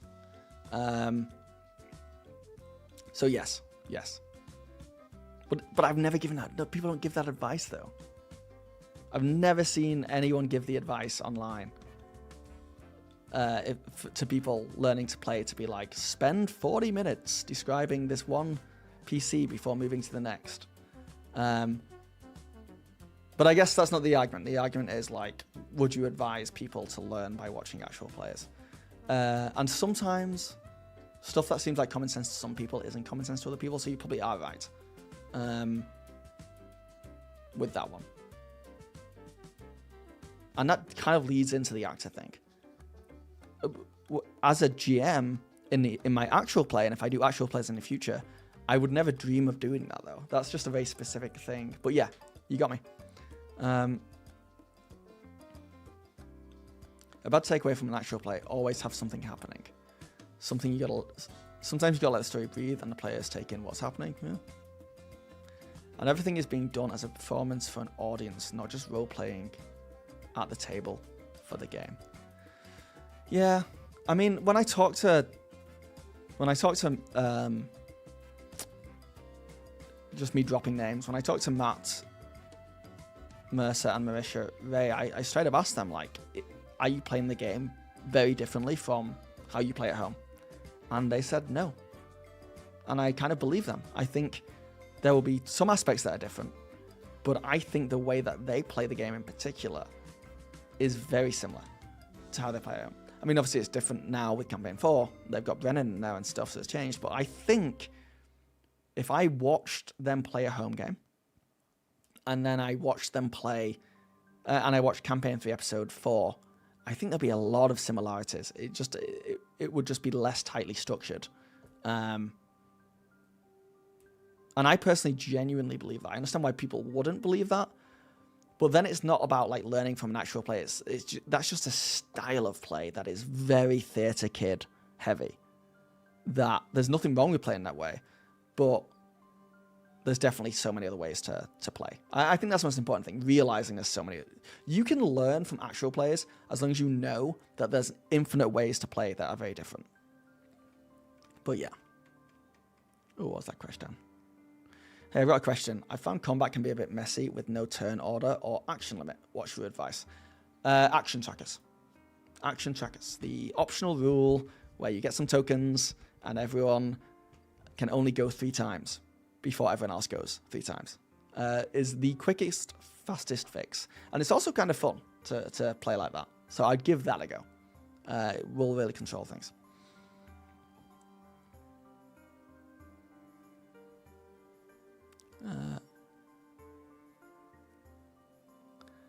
The only negative thing that can come from learning to GM from natural play is maybe pressure to be really good at voices or interlinked big plots. Yeah. Yeah. I agree with that as well. Like, it's just pressure to... I guess the situation is, for me, actual players, GMs, most of the time, are trying to be the best possible versions of themselves all the way through the game, right? They're like, and for Matthew Mercer, that is someone who's amazing at voices and a bunch of other stuff. And for me, who's bad at that stuff, it's just about trying to be on it the whole actual play, which would be like exhausting, I think, if I was just doing that in a home game. Like it wouldn't be fun if I was doing it in a home game. But there will be home games where I am on it all the way through. You know, they're rare, but there will be home games where I just hit it out of the park, and that's kind of what it would look like. So, I know it's an old age debate for sure. I just don't like it. I'm just defending it so bad because I've had so many comments tell me that my content is bad because I'm using them as examples. I'm like, no, dude. I spent 40 hours on this video. How dare you?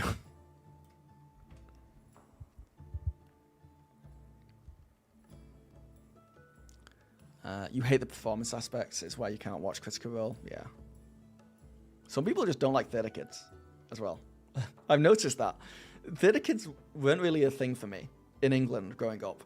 There was never like a theater thing. So I didn't know what theater kids were. I'd only seen them in like American TV shows. And then moving to North America and talking to some people, it's not a lot. But not only have I realized that theater kids exist here, I personally like them. I think they're great. But some people have a real disdain for theater kids. I don't get it. Like, they really don't like theater kids. And that's... that was a surprise, like, coming over here.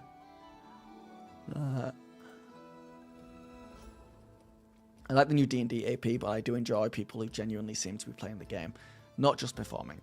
Like, if you wouldn't play if there wasn't an audience, I don't love that. Yeah. But then you have, like, actual players like Legends of Adventures, where I would say they are more like players. And you can learn from that. So it's like, when people say you can't learn from actual players, I think people are saying you can't learn from very specific actual players, and they're pointing at, like, individual ones. And then you risk it becoming, like, a fanboy thing of, like, I don't like that actual play, but I like that actual play. All role-playing is thinking like your character. You don't have to do a voice or narrate how good your imagery and breakfast tastes. Sorry, how good your imaginary breakfast tastes are. Yeah. Yeah. Just on D&D, did you see they are releasing audiobooks read by the BG3 actors, adding history to their characters? I don't like how hard they're beating that dead horse. The way, like, Wizards of the Coast or Hasbro or whoever it is at this point is like... The fact that the people who made Baldur's Gate 3 don't have ownership over Baldur's Gate 3 anymore, and we're seeing more Baldur's Gate 3 stuff than, like, ever before come out, that's a lie. But we're still seeing a constant flow of it. Puts a bad taste in my mouth. Like, that it screams like we're going to use this fan base for money while we can. But I'm sure some people will enjoy it. I'm sure some people will like it.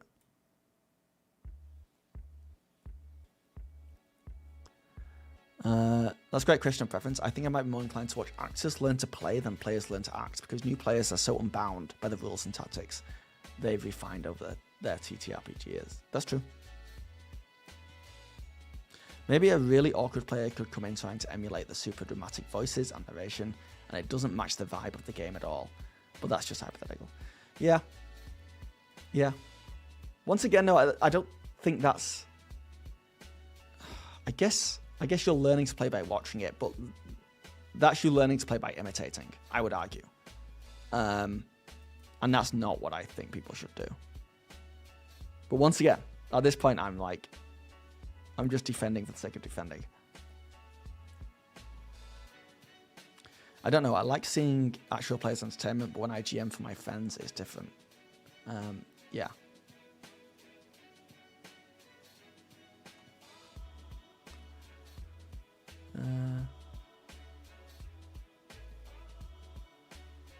If I got $1 for each time someone dissed Daggerheart by mentioning Theater Kids, I would be well paid, dude. For real, for real.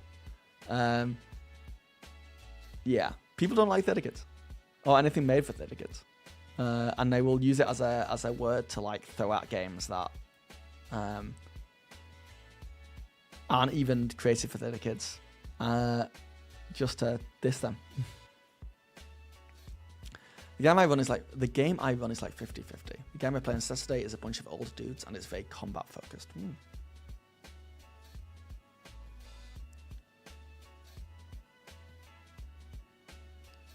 Yeah.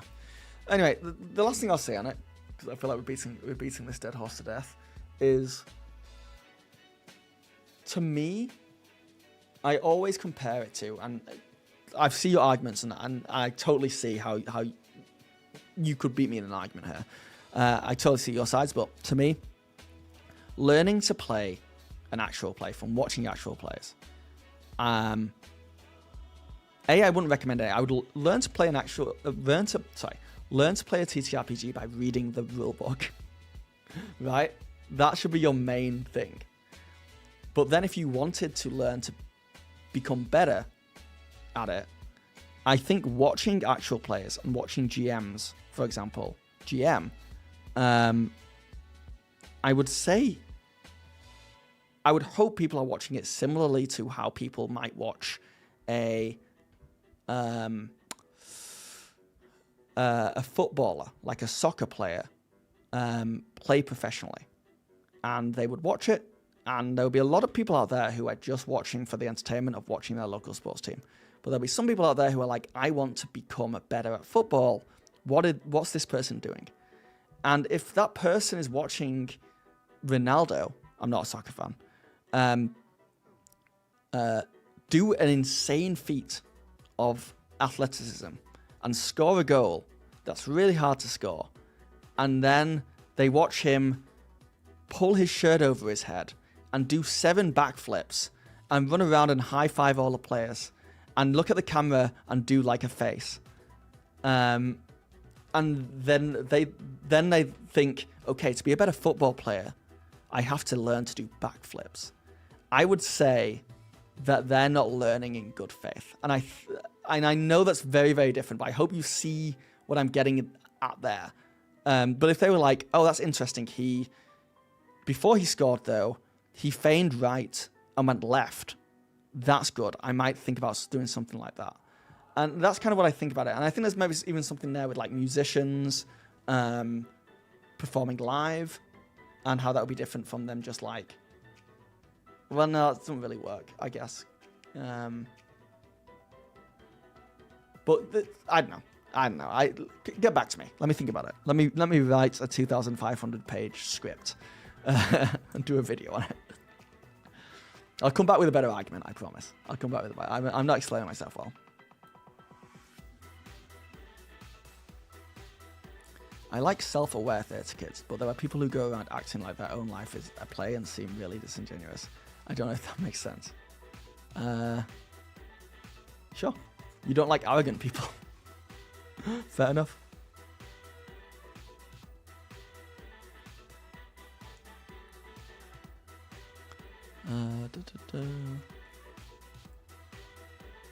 Baldur's Gate 3 is getting milked.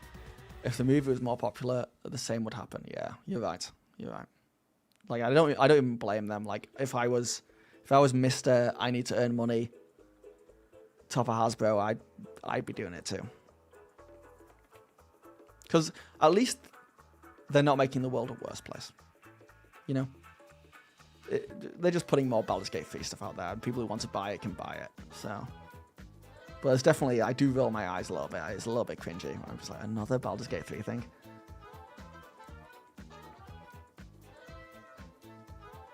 I definitely don't think actual players are an issue at all. I'm a huge Dimensions 20 fan. Daniel, I started a campaign using the Witherwild frame, and my players love the characters, but I feel as though they do not like the frame all that much. Any advice on what I can do to change the genre? I mean, this is just your home game. So, find out what genre your players would rather play in. Talk to them. Ask them, like, hey, I feel like you're not enjoying the Witherwild frame. How do you guys feel about keeping your characters and changing the frame? Like, you don't have to do anything crazy. If you really want to keep it narrative, if you are a GM who really wants to come up, to do it in game and come up with a way, still ask your players what genre they would like, or figure it out. And then, I mean, it's fantasy, right? So just have like them need to jump on a boat to another land, and that land is very different. Or they get pulled through an interdimensional portal and suddenly they're in the Age of Umbra, you know, isekai them. But yeah, I wouldn't worry about it too much though. If it was me, and everyone's different, if it was me, and that was the case, I would just go to my players, hey, I feel like you guys aren't enjoying the Witherwild campaign. How do these campaign frames sound? And if they're like, I love the idea of 5 banners burning, I'd just be like, okay, well, how about we'll finish this session today, and the next session, we'll just start a new one with these same characters in that world. And my players would probably be like, okay, that sounds cool.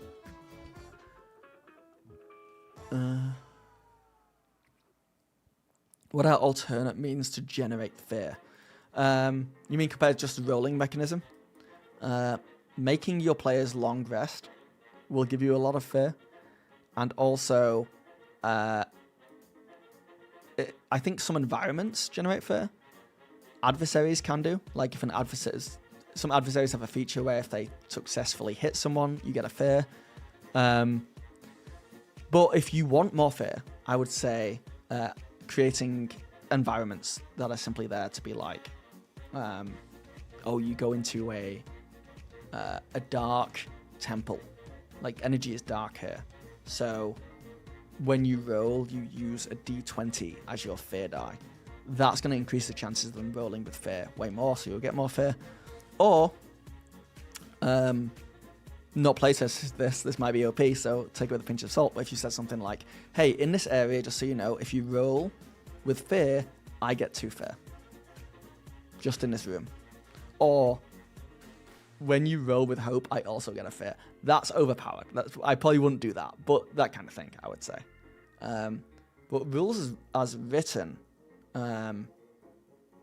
if you want to generate more fear, getting your players to roll more will simply give you more fear. It'll also give them more hope, though, and make the game a bit more unwieldy, but maybe you're okay with that.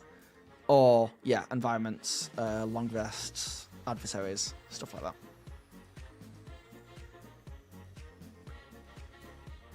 What's your thoughts on homebrewing Daggerheart's classes as far as mixing and matching the domains? I wouldn't mix and match domains. I get scared about that stuff. I feel like it complicates things in a way that no one's playtested that kind of thing yet. I was watching a live stream with the designers and they were like, we've not really playtested like that. But I, just for a one shot, it was actually a 2-shot, I had a player who wanted to play like an alchemist type. Not even an alchemist, but like more of an artificer type character who had like a cannon. It was a pirate campaign. They wanted a big bazooka-like ship cannon that they would fire, and they wanted to be like an explosive expert. So they'd have grenades that they would blow things up with. They wanted to be like Jinx from is it Jinx from Arcane? Kind of vibes, like a little tinkerer, creator, explosives expert. And for them, I can't remember what we landed on, but we just created like a character with a subclass that was like close to that could make explosions of stuff, and could be ranged. So I think it even went with like sorcerer or even wizard or something like that, where it's like magical ranged, so they're firing their cannon, and some of those spells could be considered. We just say like, oh, instead of firing out like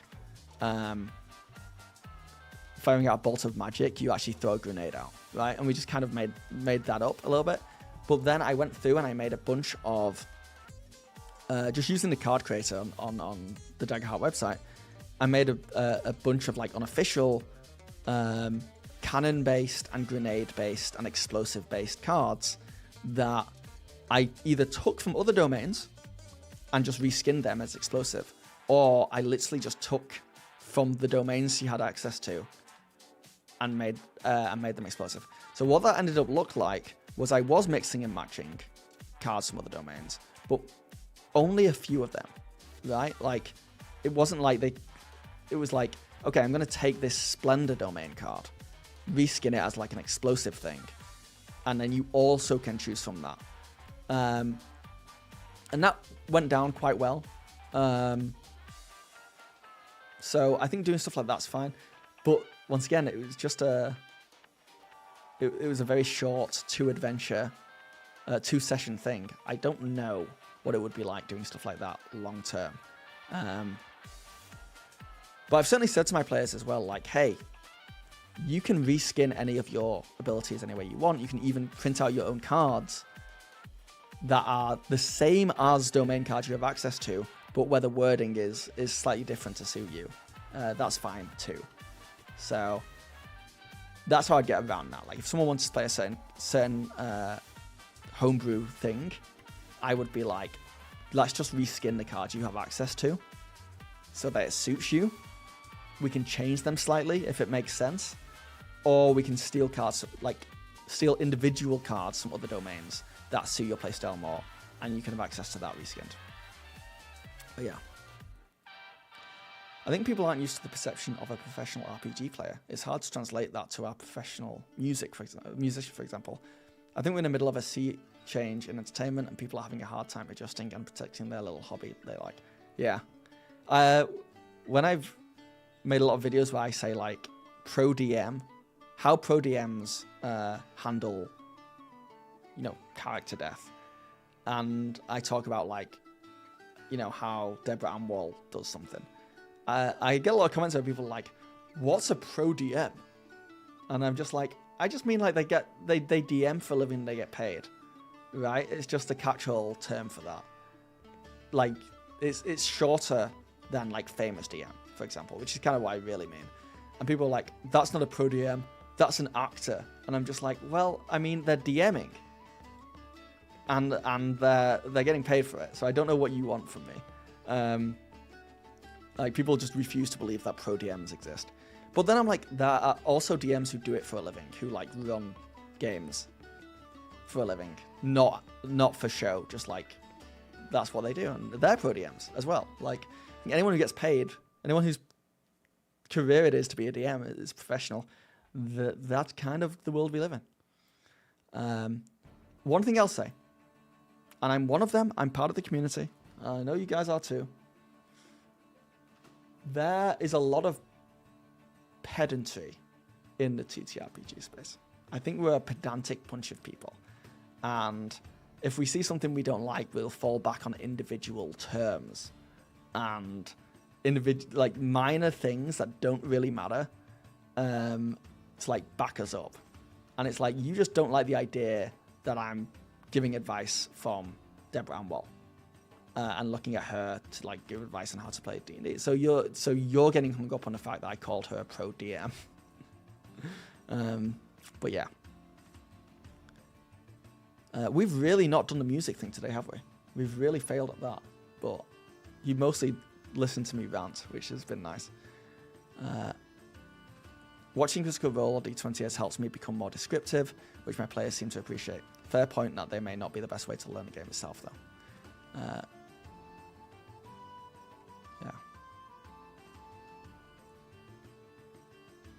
Yeah, I think with Daggerheart, watching actual plays of Daggerheart to learn to play, I think is actually about watching a lot of different GMs and a lot of different tables to see the variety involved. I think it's a different setup. I think Daggerheart is a wider net, and if you learn or you see and you're exposed to a lot of different ways, and it's the same with D&D really as well. I think more with Daggerheart, if you're exposed to a lot of different ways of GMing, you're better off finding your particular style, you know.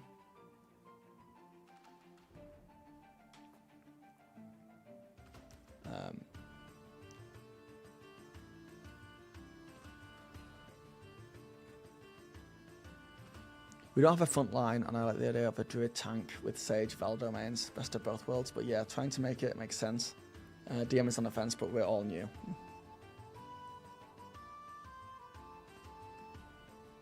She also plays board games. Oh, Deborah Wall does on the Board Game Geek YouTube channel. I'm a huge fan. Yeah, I got the pleasure of interviewing her, and I was a fan of her as an actor, so it was a highlight of my career so far.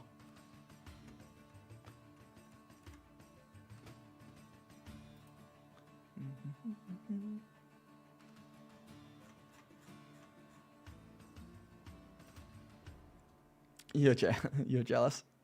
Yeah, she was cool. She was very, very cool. All right. You know what we're going to do? Very quickly. Let me pause this music.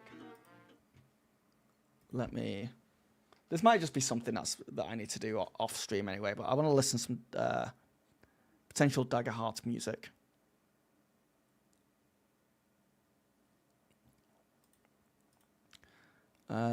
By creating some playlists. And I'm going to search. I know you guys can't see, but I'm going to show you in a second.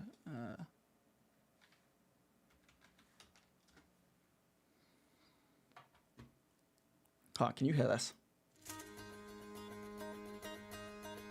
Oh.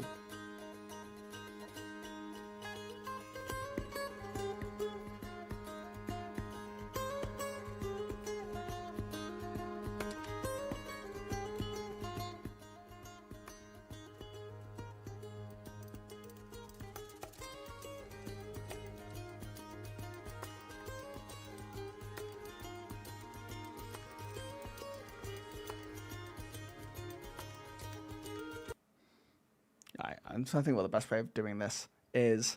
I don't think that was very good for like... So we're looking for specifically songs that could be played neutrally. I'm searching medieval.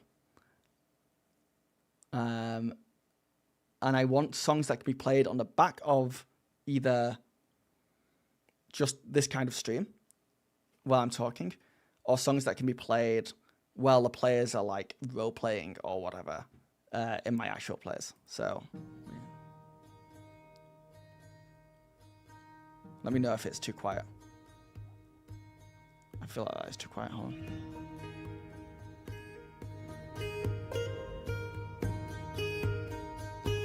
Well, I can't use the witchy music. Copyright. This is pretty good just for like a neutral kind of tune.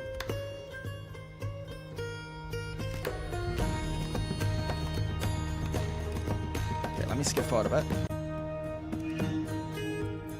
Okay, I think that's making it in. So I can add it to a playlist called AP Neutral. Oops, what did I do? To a playlist called... Oh, new playlist. AP Neutral. Okay, so... That's one.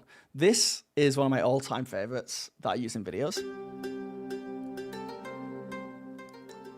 That is making it into neutral for sure. I love this so much.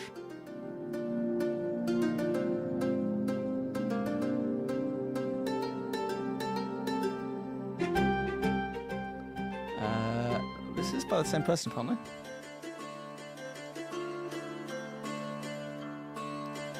All very medieval vibes. So that's what I searched. Because if I search fantasy, I get some weird stuff.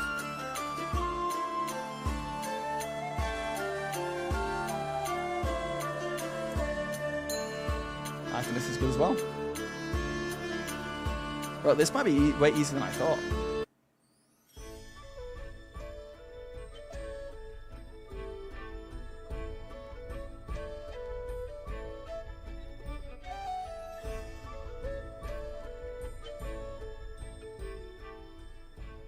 Got to show player names and stuff, yeah.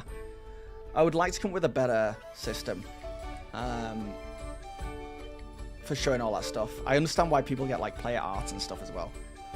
But I also want to, if I'm doing it live as well, I think it's going to be something I'm just going to have to do over and over again and iterate until it's good. But yeah. Yeah. Oh. Hang on, this picks up a lot.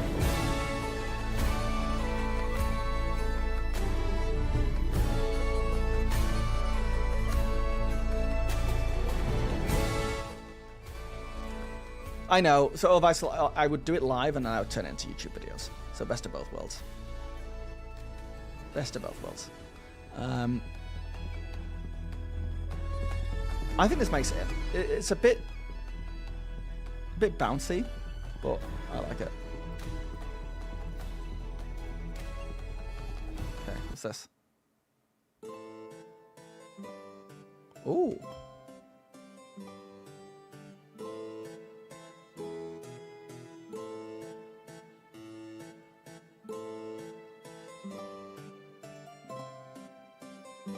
You nod pod, they cut out all the dead air. It's awesome. Yeah. Yeah, I would be doing both.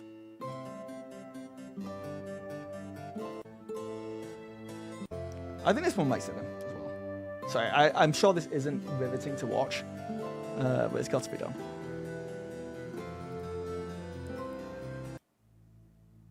Vagabond's Awakening.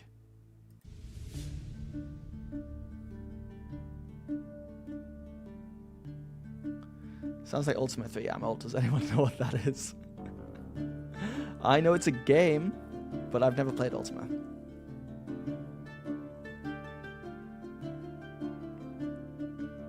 Okay.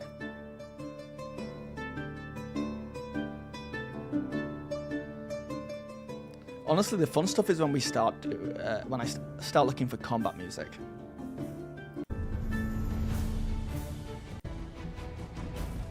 This is it's a bit too epic for neutral, but I think it's okay. We can always take stuff out.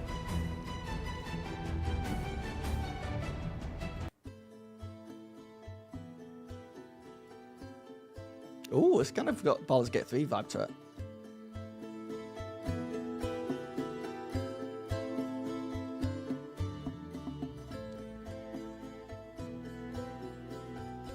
Old Vital, I actually wanted to... I tried this last year. I want to go and finish it. I was playing... the idea was I would play every D&D video game that came out. From like starting in like the 70s and 80s, leading all the way to like Baldur's Gate 3 now. Every official like D&D game set in the Forgotten Realms, I think was the vibe. And... I might start doing that again because that was really fun. Honestly, it was really fun to see what games were like in the 80s and how they evolved over time. It just became too daunting because there's like hundreds of D&D games. But I would love to play some. I would love to play more. Just video games in general. And if my in was like RPGs, I would try it. But I just think everyone would like. I just don't think anyone would watch it really that much. I think most people are coming in here for Daggerheart stuff.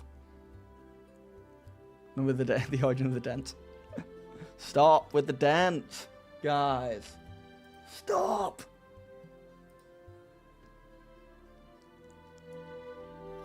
This is about to kick in, apparently.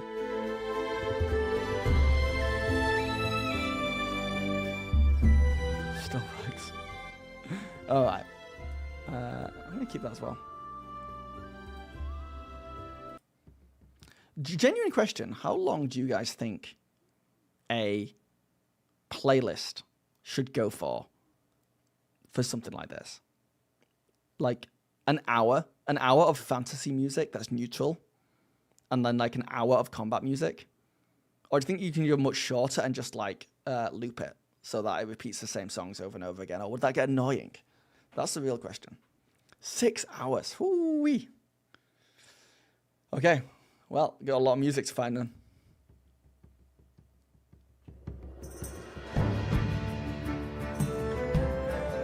Oh yeah. Oh yeah, straight up.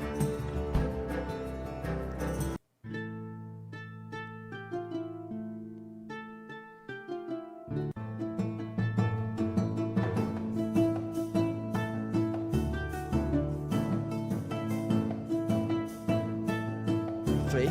Yeah, I can see that.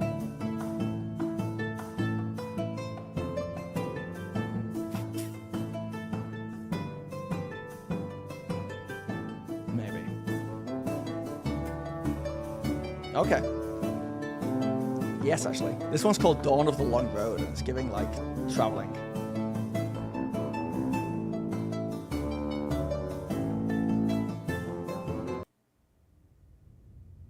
Oh, I know this one. This one's a bit... This would go into suspense, for sure. I'm going to start a new playlist.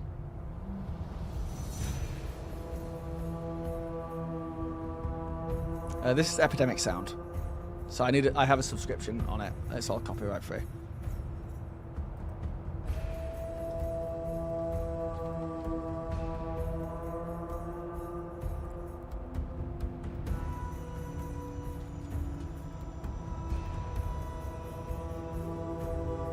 Okay. Like, just imagine you're watching an AP and the players are sat around a campfire talking. Does this suit it? Need some bagpipes in here? No. I think so too, right? That's kind of my thing, like, does it suit it?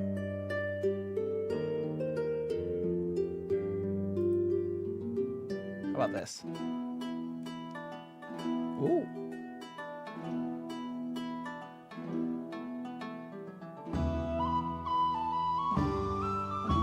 I've not watched Dune. Don't hate on me.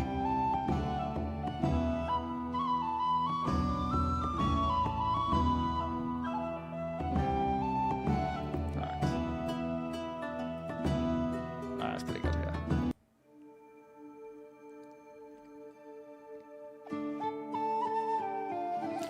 You ever think just how much music exists? Just how much music is out there? Use a phone app called Pocket Bard. It's mostly free, good for basic things. I've heard about Pocket Bard, yeah. I also use Pocket Bard, but it doesn't have Google Cast. I hate it. Old Vital is coming in with the Dune sucks take, immediately followed by the I hate the thing you like take, which I love.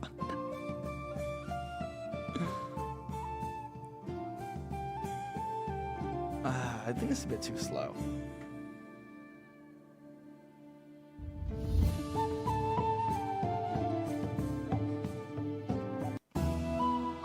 Yeah, it's too slow.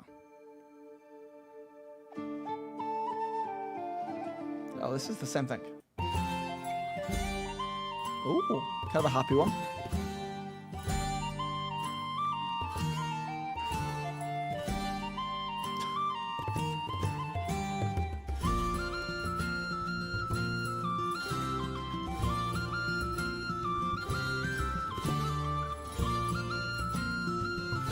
Right.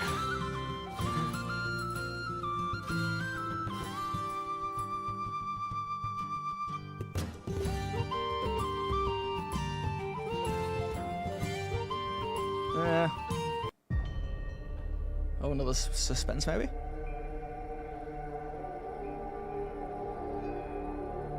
Is this kind of Dune-esque? Is that why you're saying this kind of tune?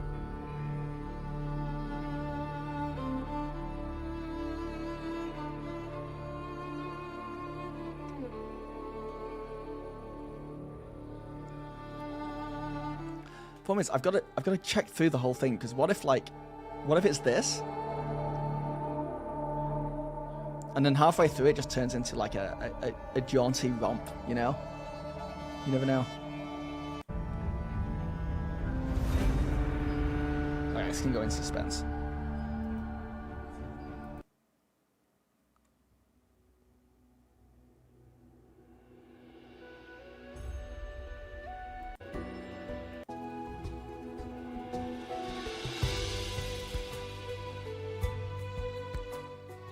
Game of Thrones sucks. Bro. I've not read the book, so I can't comment. But the first... I want to never forget, because I feel bad. Because I hated Game of Thrones in the last 2, maybe 3 seasons. So to watch it degrade to the point of these fantastic people just not giving a damn about the show anymore is crazy. But we got to remember that, like, season 1 and season 2 of Game of Thrones is genuinely some of the best TV that's ever existed. It's just such a shame. It's such a shame what happened.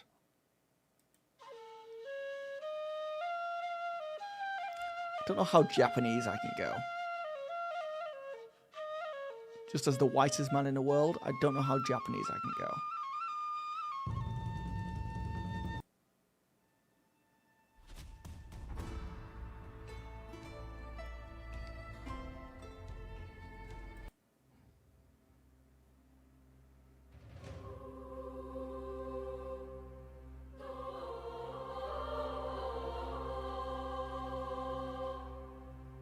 Game of Thrones was like Normie's first time watching decent fantasy, so it was decent.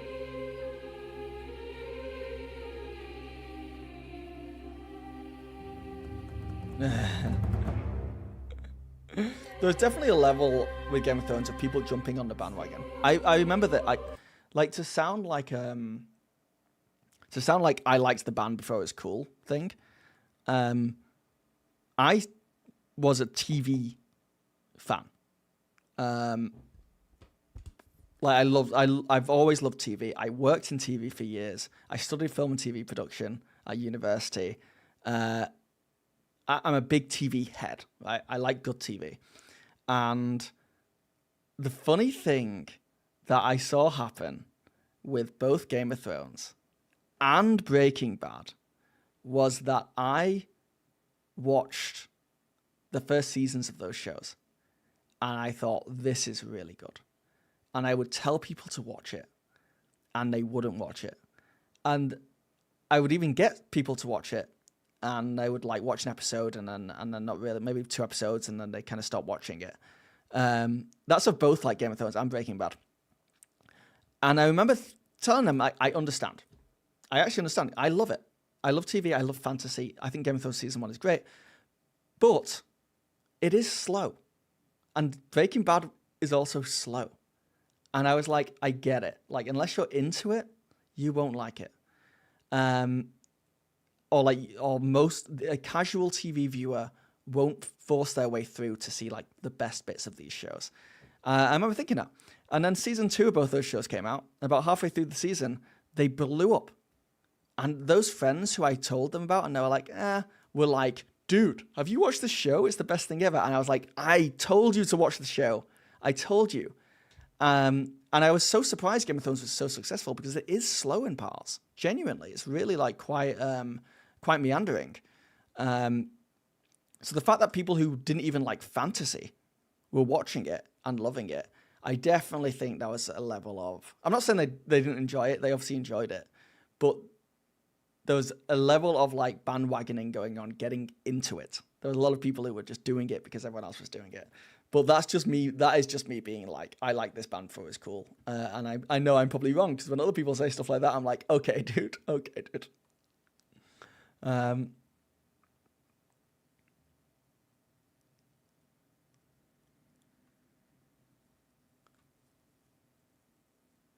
You guys put people onto Spotify when it was still Europe only. Dude, you're an original Spotify fan? That's crazy. People come to their shitty Pandora, but here we are. I was right and have no friends. So who's the real winner? Yeah, I want to take credit for stuff like that when I'm right, but then I have to remember the times when I was wrong. The times when I thought mini discs were going to be the best thing ever. Or HD DVD. Like, don't use Blu-ray, use HD DVD. It's the future. And I think back to those times and I'm like, I guess it just is kind of 50-50 luck. You're wrong about Zune. Yeah. Yeah, it's been a few times. Yeah. I owned Bitcoin at one point. There's definitely times where I've been wrong. So, is what it is. But there's been times where I've been right, and you better believe I'm going to bring those up. I think we've run out of, like, neutral stuff.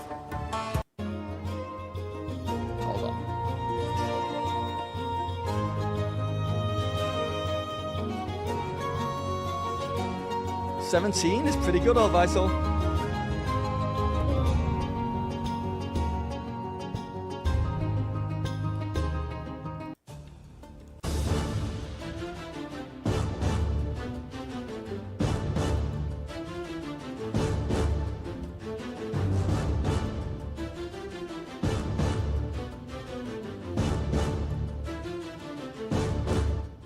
Our first combat?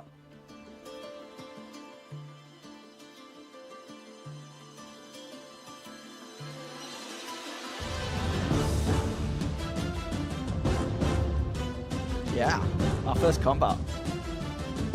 This could also be exploration, like traveling.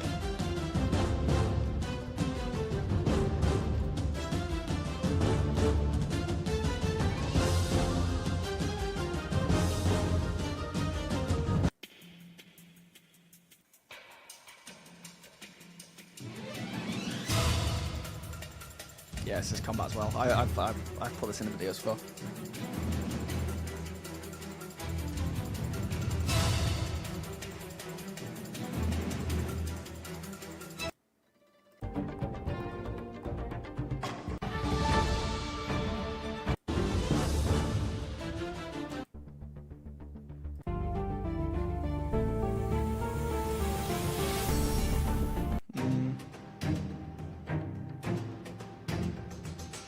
Yeah.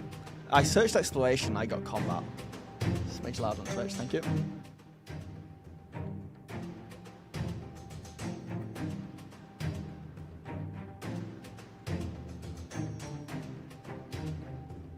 DB Joker. As a kid, I would catch Game of Thrones Season 1 on a movie network randomly, so I'd watch random different episodes. As a kid? Okay. Old Vital, I'm going to join you in that side of the room. We can put the kids on the other side.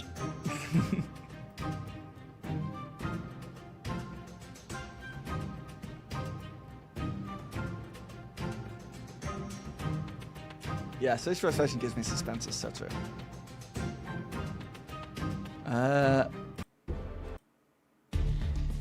No, I had a good thing going when I searched medieval. It gave me some nice, chill fantasy things. Can anyone think of any other like search words for like that would give me that vibe? If I just search fantasy, I mean, this is I love this. I love this tune. Bardcore. All right, let me get there. You go.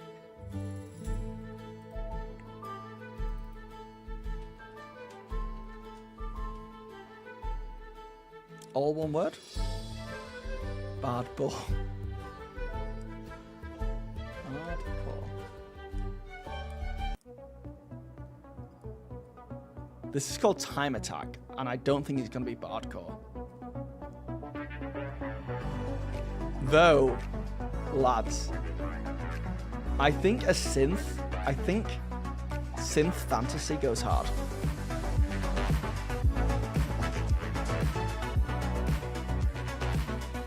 They kind of do it in the Mighty Nine series. It's kind of like synth fantasy.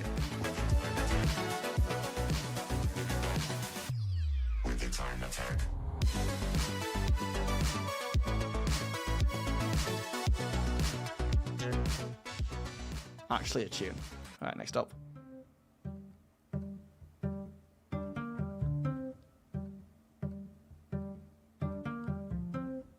Nah.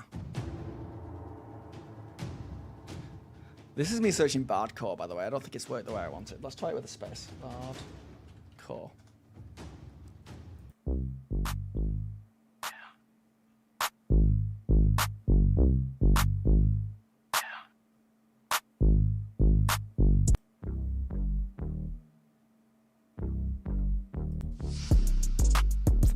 Not. I think it grabbed onto the core situation. Bardcore playlist. Vibes. Okay, I think this is what we want. Yes, thank you guys. Okay.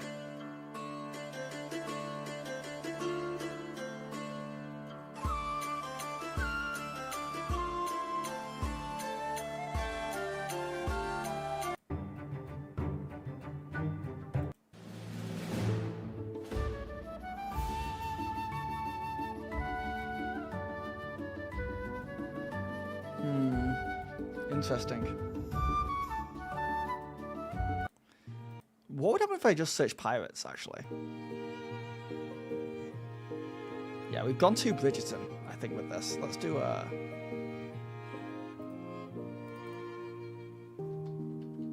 pirates.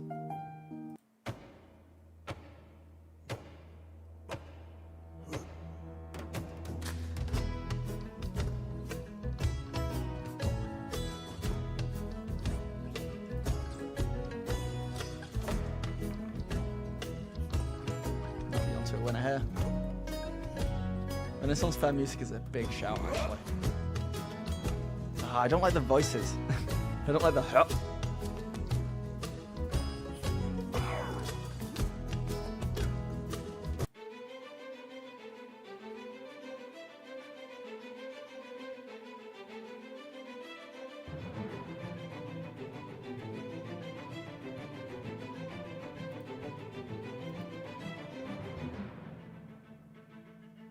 I think this can go in combat.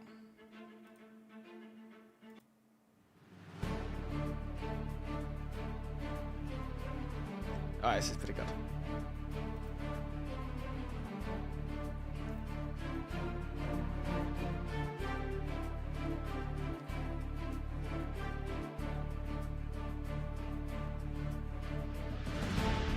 I think people would watch you play games if they watch you do this. Well, the problem is, people aren't watching me do this because my viewership on YouTube is halved, if not more. I am surprised Twitch is still going strong. I should play solo RPGs.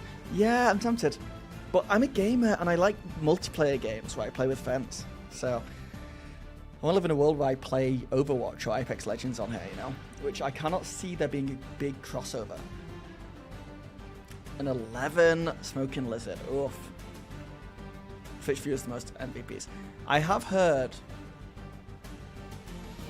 Twitch is definitely more chatty, I think. But we have DB Joker and Vast over on YouTube, so it's pretty good there too. Is Einsworn a solo RPG? Oh wait, you mean not? Do you mean when you say solo RPGs? Do you mean like solo TTRPGs, or do you mean video games? Are we not your friends? Oof, oof. You wanna have that conversation? Yeah, you're my friends, I guess. You're here chatting to me, but I wouldn't drive you guys to the airport, you know. I wouldn't like drive or pick you up from the airport. So say that with what you will. I'd find an excuse. This can go neutral.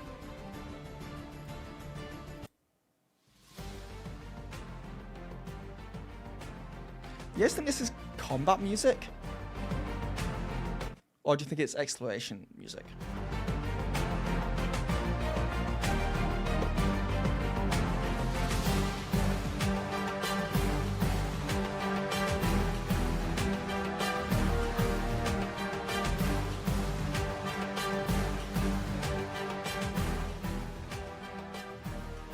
Ship battle into adventurous music. Yeah. I don't know where to slot this in.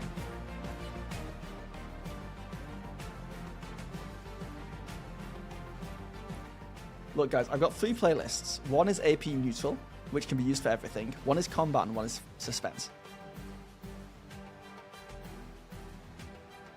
I think I'm going to throw in combat.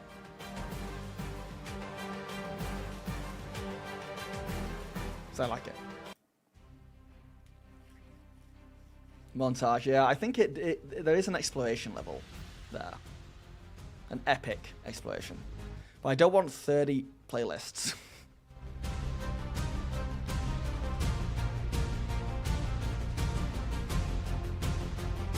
I'm not putting bagpipes in, dude. Get out of here. I'm not listening to fancy bagpipes. I bet it's freaking awesome, though.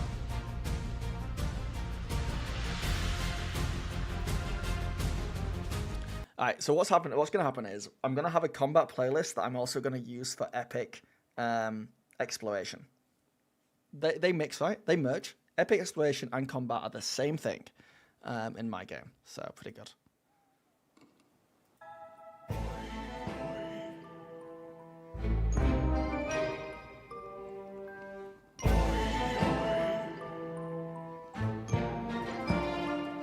I've not tried Pocket Bard, but a lot of people have suggested it so far.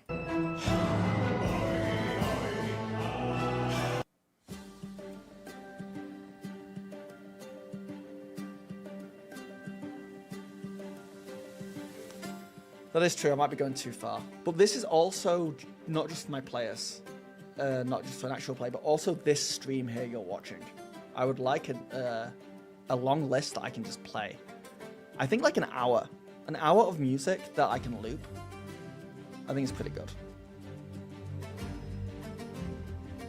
I kind of like this as neutral, but hold on, it kicks up in a minute. Let me jump ahead. This is Pirates of the Caribbean.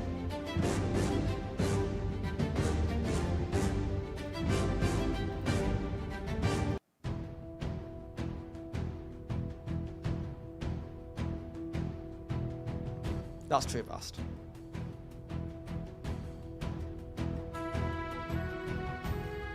Oh, actually.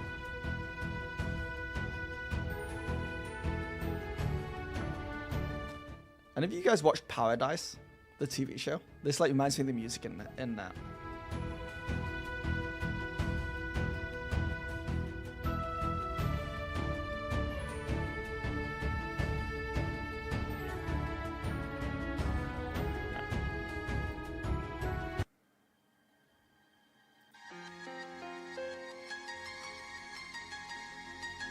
Holy Japanese RPG.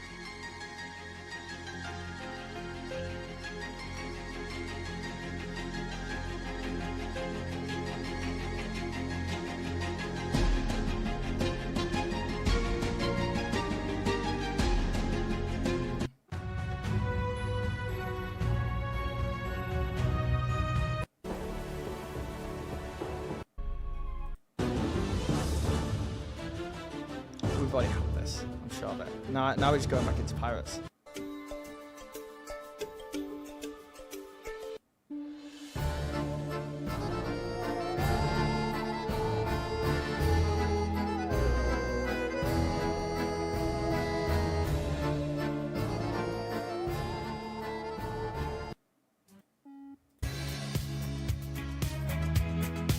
Oh wait.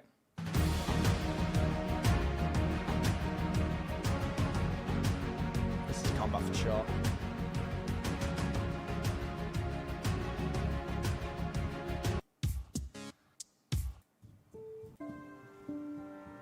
All right. Well, I'm gonna be at this for a long time. I'm not gonna subject you to it. I'm simply gonna subject you guys to it. So I am going to, I think, go grab some lunch, because it is 1:30 here, and then work on this off stream. And then next time we talk, I'm going to have the best goddamn playlist you guys have ever heard, for both actual play and live stream, and like future videos as well. It's going to be fantastic. But yeah, those of you guys who stuck around while I went through 100 songs and kind of like bopped my head to them, thank you. Seems like you're generally looking for calm or background for exploration. Yeah. I'm gonna check out that. I'm gonna find some good keywords. But yeah. Thank you guys. Solaris, I think, is long gone, but I want to do another shout out because they gave me $20 in a super chat on YouTube, which is kind of insane. I don't know if I had any subscribers today, but thank you. If anyone did, and I'm just missing them. And Silence, thank you for being a fantastic mod and banning that dude early on. No. Thank you. Thank you guys. Thank you. Stop. Thank you. And not a lot of good Daggerheart IPs. None like that are like ongoing long term. But maybe I'll do that in another stream or video about like the best Daggerheart IPs. Ringtail, thank you for the subscription for 3 months. Thank you. Cheers. I do enjoy subscriptions, not just because it gives me money, but because it kind of shows that like you guys like this kind of content compared to other content. So, and I like making it as well. So it's a nice feeling. But yes, I will catch you guys hopefully soon. I want to kind of keep the stream hype train going and do more streams. But we will see. I make content. I do content. I'm a content maker. That's what they call me. That's what my resume says, which is kind of insane, but it does. It says content creator. Yes, I will catch you guys later. Have a good one. Go eat some food if it's that time.